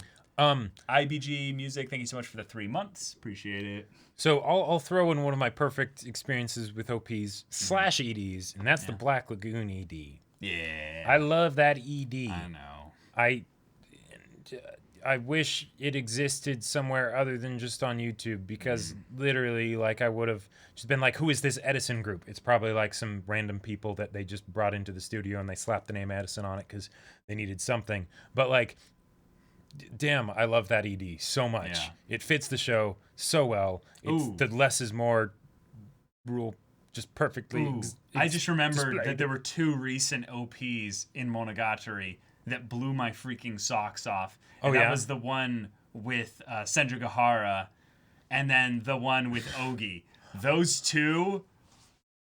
Okay. I feel like Monogatari OPs are cheating, though, because the characters in Monogatari are so good that usually I'm not even really listening to the music so much as I'm just appreciating the visuals and what they mean for the characters, right? Right. Yeah. Yeah, those 2 were watching good. the second OP for Vinland Saga after realizing it's from Askeladd's perspective is great. I hadn't thought of that. I'm curious. I kind of want to go rewatch it now.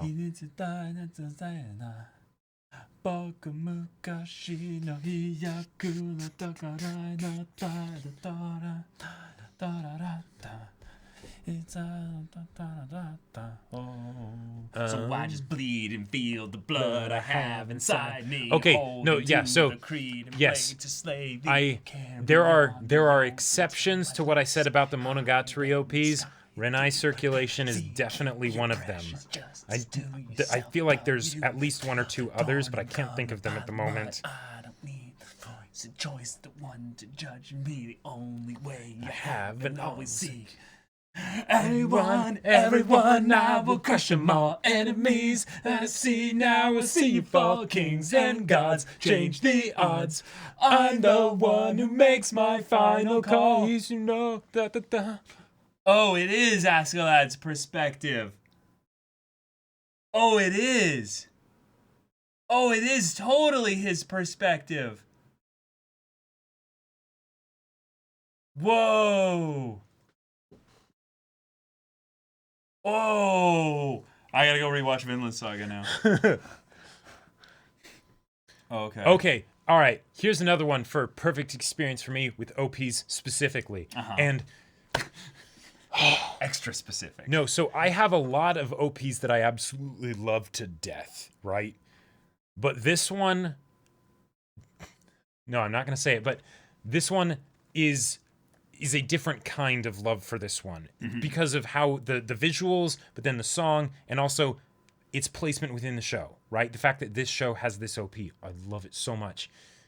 And that is the OP for part 1 of season 3 of Attack on Titan.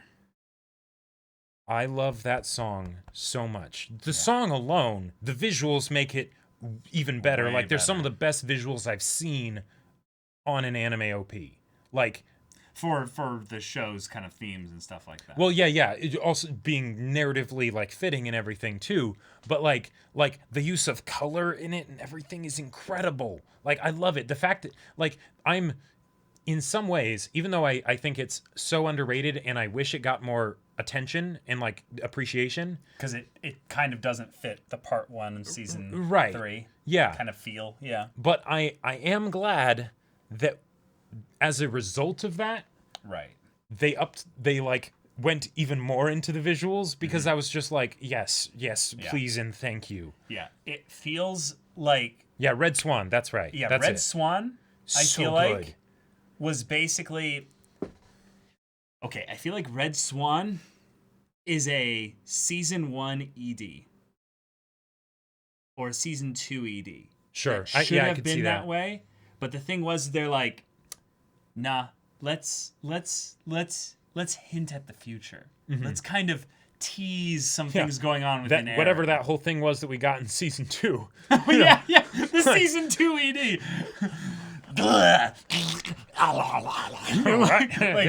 the ever-loving shit is that? You know, that was something else. But just the season 3 part 1 OPs, Red Swan's just feeling of like, oh, these 3 kids are that part where Kid Eren lose their innocence, and like it might already be too late. That whole part where Kid Eren is waving and tugging at adult Eren and then just runs by like yes, OP2 for Sangatsu. Yes. It's the one that I would always like I couldn't help myself but choke up. When it switches from really the family to the Kawamotos and that was a really good one too. So I'll take a moment to appreciate that anime has so many great OPs and EDs. American TV and cartoons are nothing comparison. Yeah, like Edelweiss. There's a couple that are quite good. In Man in the High Castle. Yeah, I watched the show because of the OP. Like actually that's like straight up one. Like I basically marathoned that show because I was invested in what happened in the episodes, but more than that, I had to listen to that OP one more time. I think that one of the best things about an OP, primarily for me, is when it's actually a calm OP that you just kind of go, oh, yeah, I'm feeling things for this man. That's why I loved Red Swan. Yeah. There's a couple live action kind of OPs that have that nature to it, but most of them are they're like intros quirky, for like 20 seconds. Right. I feel like they're jingles for like jingles. That's a great way to describe they're jingles with the credits, They jingle their balls at you a little bit, And yes, Spice and Wolf has amazing OPs. Wonderful. Oh my god. Biggest shock in anime, mine was Roundabout as an ED for JoJo. It surprised us too. Too, man. Yeah. Seriously. To this day, I can't even hear Anohana's ED and I start crying, man. Oof. I now know why. Yeah. Like Hoseki no Kuni's OP. Yeah. It was really relaxed. Really sweet. Yeah. Yeah, that's right. I love how we're just talking about OPs now and music and stuff. Yeah. We're completely off track and stuff. But it has been 2 hours, so I feel like we have to call it here, Jacob. Oh, Gravity Falls is a really good one. Yeah. Ooh, Gravity Falls is a great one. But season 1 or season 2? Well, I mean, Isn't it the same? No, for the OP. It's the same. Oh. Well, for the most part. For the most part. Yeah. Gravity Falls had a good one. I guess that is true, yeah. We were shitting on Game of Thrones earlier, but that intro feels Jacob, man. Yeah, that is true. Yeah. Everyone can, or pantomime it or whatever.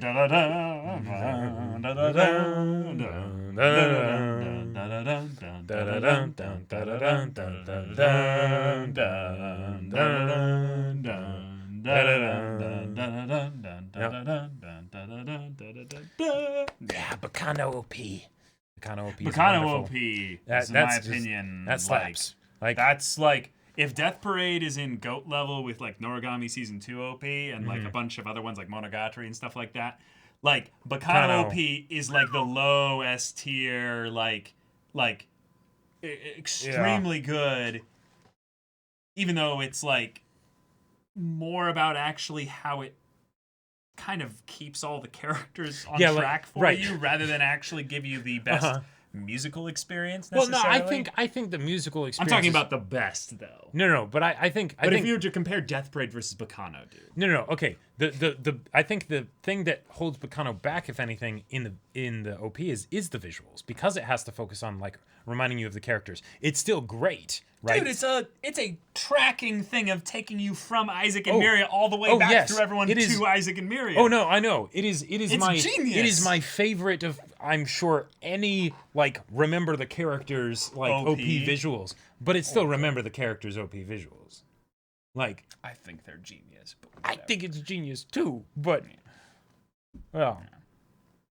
But Daredevil had a good one too. Yeah, that was yeah. Wild I like Daredevil. Side Slaps. Oh yeah, it did. Yes. It was amazing. But guys, I have to call it here. This has gone on a bit too long for beyond the initial discussion things and stuff like that, and we've got some stuff we need to do. But this has been a lot of fun podcast discussing perfection and how we experience it. Yep. Whether we do ever experience it, and then chasing it and analyzing it and all that good stuff. I almost made a very obscure SWTOR reference, but I Perfection is my goal, master. Oh, wow! I felt so inept in just within myself of like he's about to do a SWTOR reference and I don't know what he's about to do. No. I'm so confused right now. Oh, yeah, we just vibing now. Vibing podcast would be fun, but I think we need like one other person in order to have just all the podcasts be vibing, you know? And to not do another podcast on top of an already done podcast. Right. That's true. Yeah. But yeah, guys, check out all of our other streams. Monday through Friday, 3 p.m. Pacific Standard Time. Monday, we have our podcast. Tuesday, we have our One Piece dramatic manga readings. Wednesdays and Fridays, I'm playing Hades right now. I'm in the post-game content right now, having a lot of fun with it. And Jacob on Thursdays is playing... I'm playing Persona 4 Golden. Lots of stuff is happening there, so be sure to check that out. Yes. So, thank you all for hanging out with us. Be sure to check out all of the streams. Leave a follow. If you use your Twitch Prime, to sub with us, you get a magnet next to your name, but you also get access to our private Discord, which is usually only for patrons. But if you are a Twitch sub, you can sync up your Twitch and Discord account together. Get access to that, chat with people about stuff, chat with us about stories, anime, and what have you. You can also check out our VOD channel, which just got updated with a whole bunch of VODs recently. Yes. So check that out, !VOD in chat. Also check out Jacob's sci-fi novel that he wrote. Right, Battle Lines. If you want to, check out the novel that I wrote. It's there and it's cool. !BL. It's on Amazon. It's cool. Yeah. But guys, take care. We'll see you all in the next one. And who is it that mentioned it? Ron-san, yeah. So Mayuri's perfection speech from Bleach, I do remember it. It's a favorite of mine, and I still actually bring it up sometimes in conversation not related to Bleach. Yep. In discussions, he's brought it up, I think, easily a dozen times over the last couple of years. Oh, yeah? Yeah, just in anime discussions where it makes sense to bring it up. I feel like it's a really good one, and yeah.